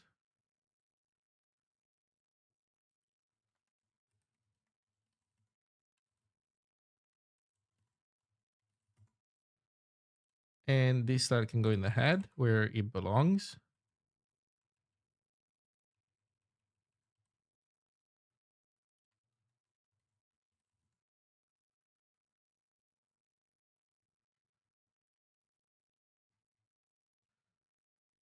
Okay.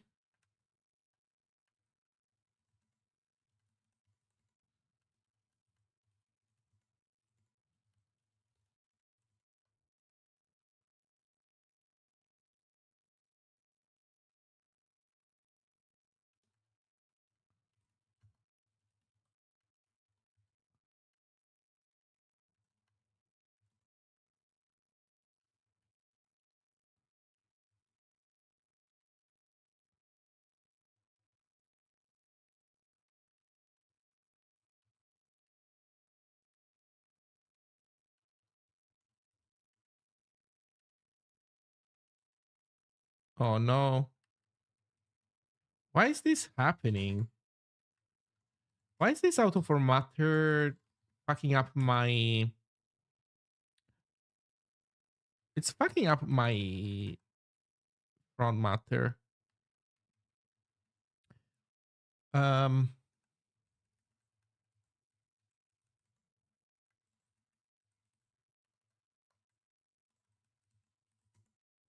oh, now it doesn't anymore.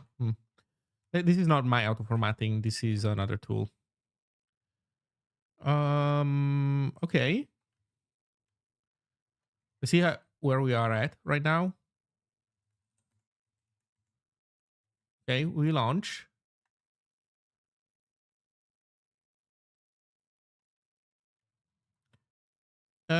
We are not exactly structured the way expected. I bet you that there is a missing like a main element in the template or something.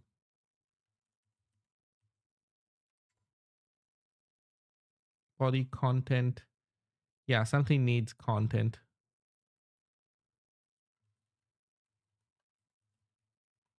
Does that help? Oh yeah, that helps. Almost. Okay, I think I get it. Body needs to become something like main.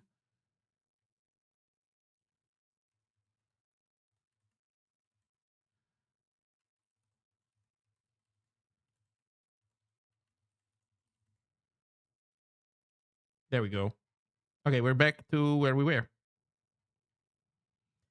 Now, it would be nice if this was data, templated data, instead of being hard coded, especially because there are like two views here, where once you switch to the mobile view, you see something else. And it would be nice not to have to do that manually because I already fucked it up once. Like it happened once that I updated one of the two tables and not the other one.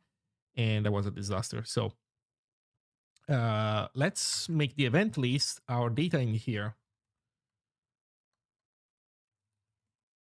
Events are an array of structs. So let's say that we do this. We add at the top or at the bottom? Let's say that we add at the top. So we follow the same logic here. So there is location, link, and date.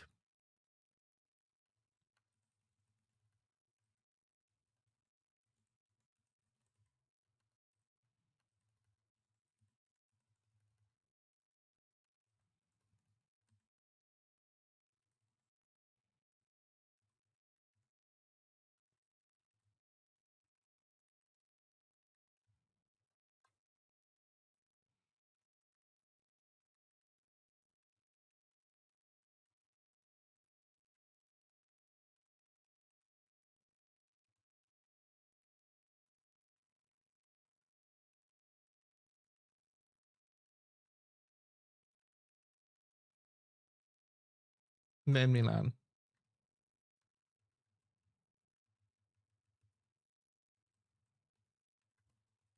Oh, you know what? Also, the link is also the same.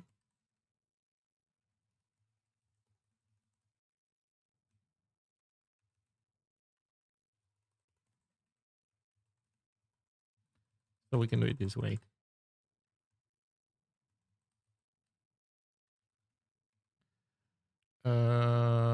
Perfect. Now the dates. Oh, and you know what? Let's make the data string. We don't need to have a proper date thing. Also because it's a range. 3/6 October 2026. Hey Giacomo, thank you for the raid. Hello everybody. Welcome to a delightful web dev stream where I take a website that was using Hugo to generate, and I'm now changing it to my own site generator. And and I'm having a good time with it. Thanks to the fact that I get right the things that I care about, and I'm, less sensible to the things that I don't care about, even if I get them wrong. So, uh, that was not 2026, was it? It was 2024. Wait, what am I doing? 2026, 2024. This is the third date, 2023. There we go.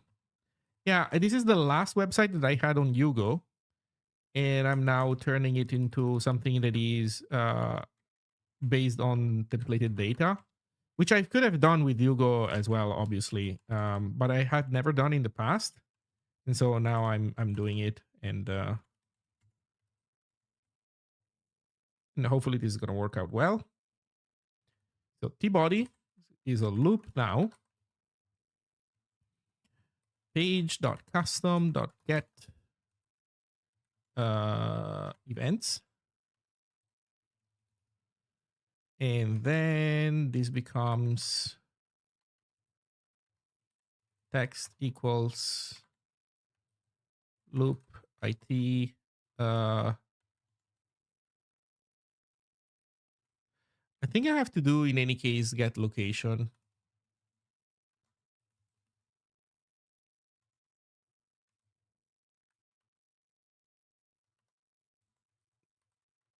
Loop it get link,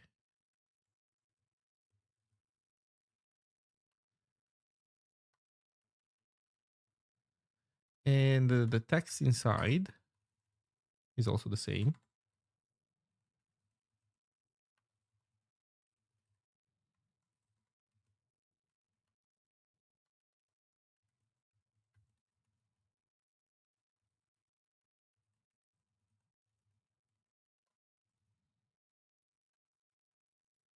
Wait, I think we should name these dates because it's a range.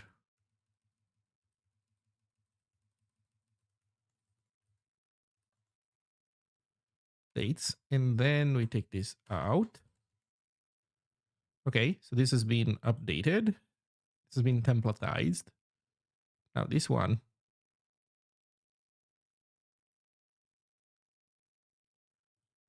So event list, this is now the loop.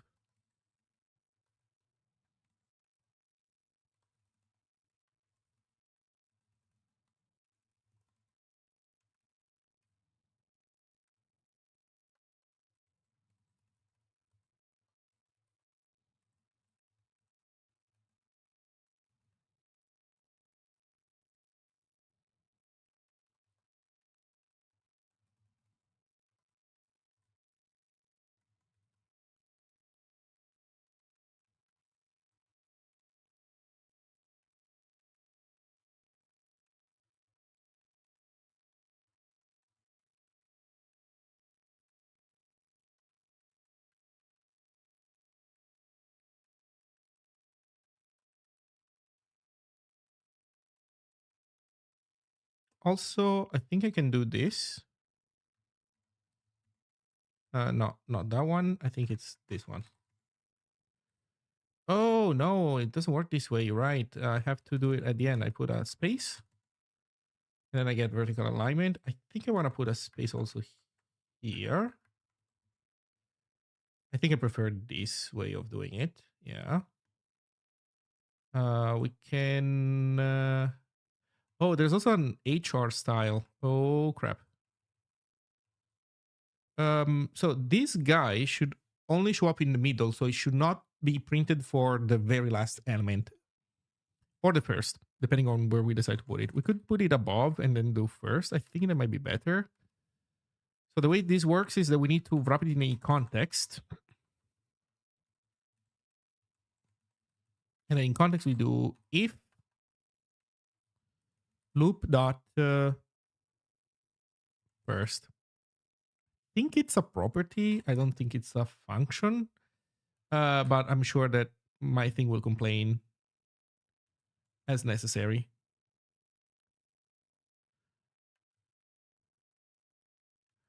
Okay, I'm a little bit worried that it's not complaining about anything that I've done because I do not expect to one-shot everything. So I'm slightly worried that there is no errors here, that there are no errors there. But I mean, oh, here's the error. I fucked up those dates horribly, actually. That's good. That means that how did I mess this up so much? Oh my god. So that's good because it means that I actually did one shot this, except that I copied the dates wrong.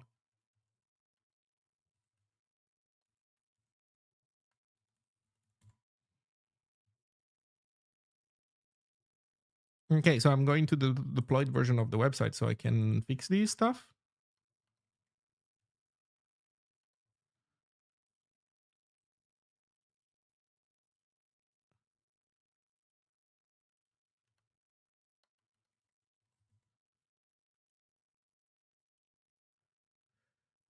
So I mean, okay, I'm the author of this stuff, so I guess it's not unthinkable that I'm one-shotting it, but I one-shotted it. Okay, I'll take it. There we go. Now I don't risk anymore forgetting to update one of the two tables, and the data is in the index markdown file, well, super markdown file, and yeah, life is beautiful. What can I say? Now CI is completely messed up though. It from somewhere.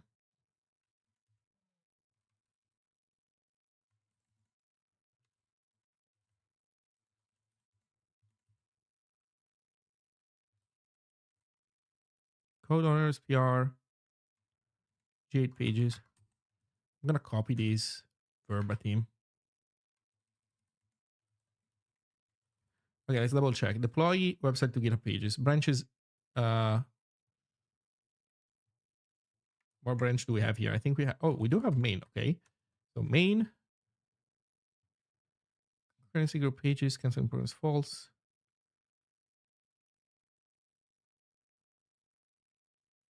Oh, old version of Zine. Oh, Zig.day is using a very old version of Zine. I'm at 0.11.2, I think, at this point. But that's fine. Zine release.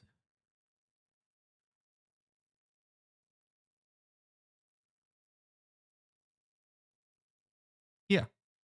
So this is it.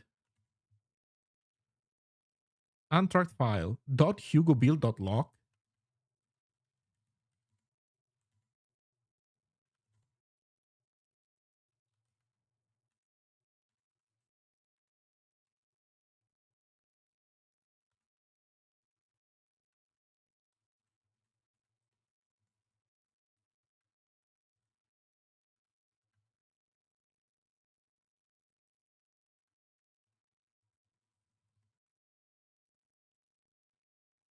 Okay, but we need to update also.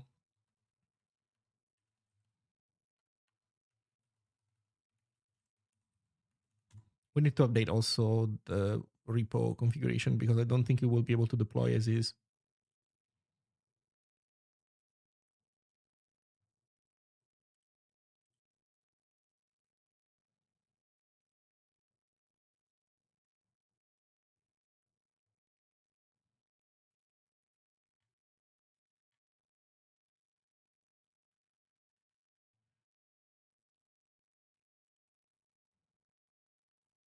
Okay, this seems to have gone through. Website seems up. Is this the new version of the website or not? I guess we can tell from the head. Yeah, it's already the new version. Uh, Success. This went surprisingly well, actually. We, yeah, we essentially one shot everything. That was it. Wow, cool. So success, success, success, success. Okay. We did some website chores, that's for sure. We ranted about stuff. I think I might call it a day here. Um, because I spent all my energy doing website stuff. And I don't want to open a new chapter on stream right now. It's already a little bit too late for that. So, yeah. This was pretty much it. So, yeah. Well, everybody, thank you very much. And I will see you next time. That's it. Bye bye.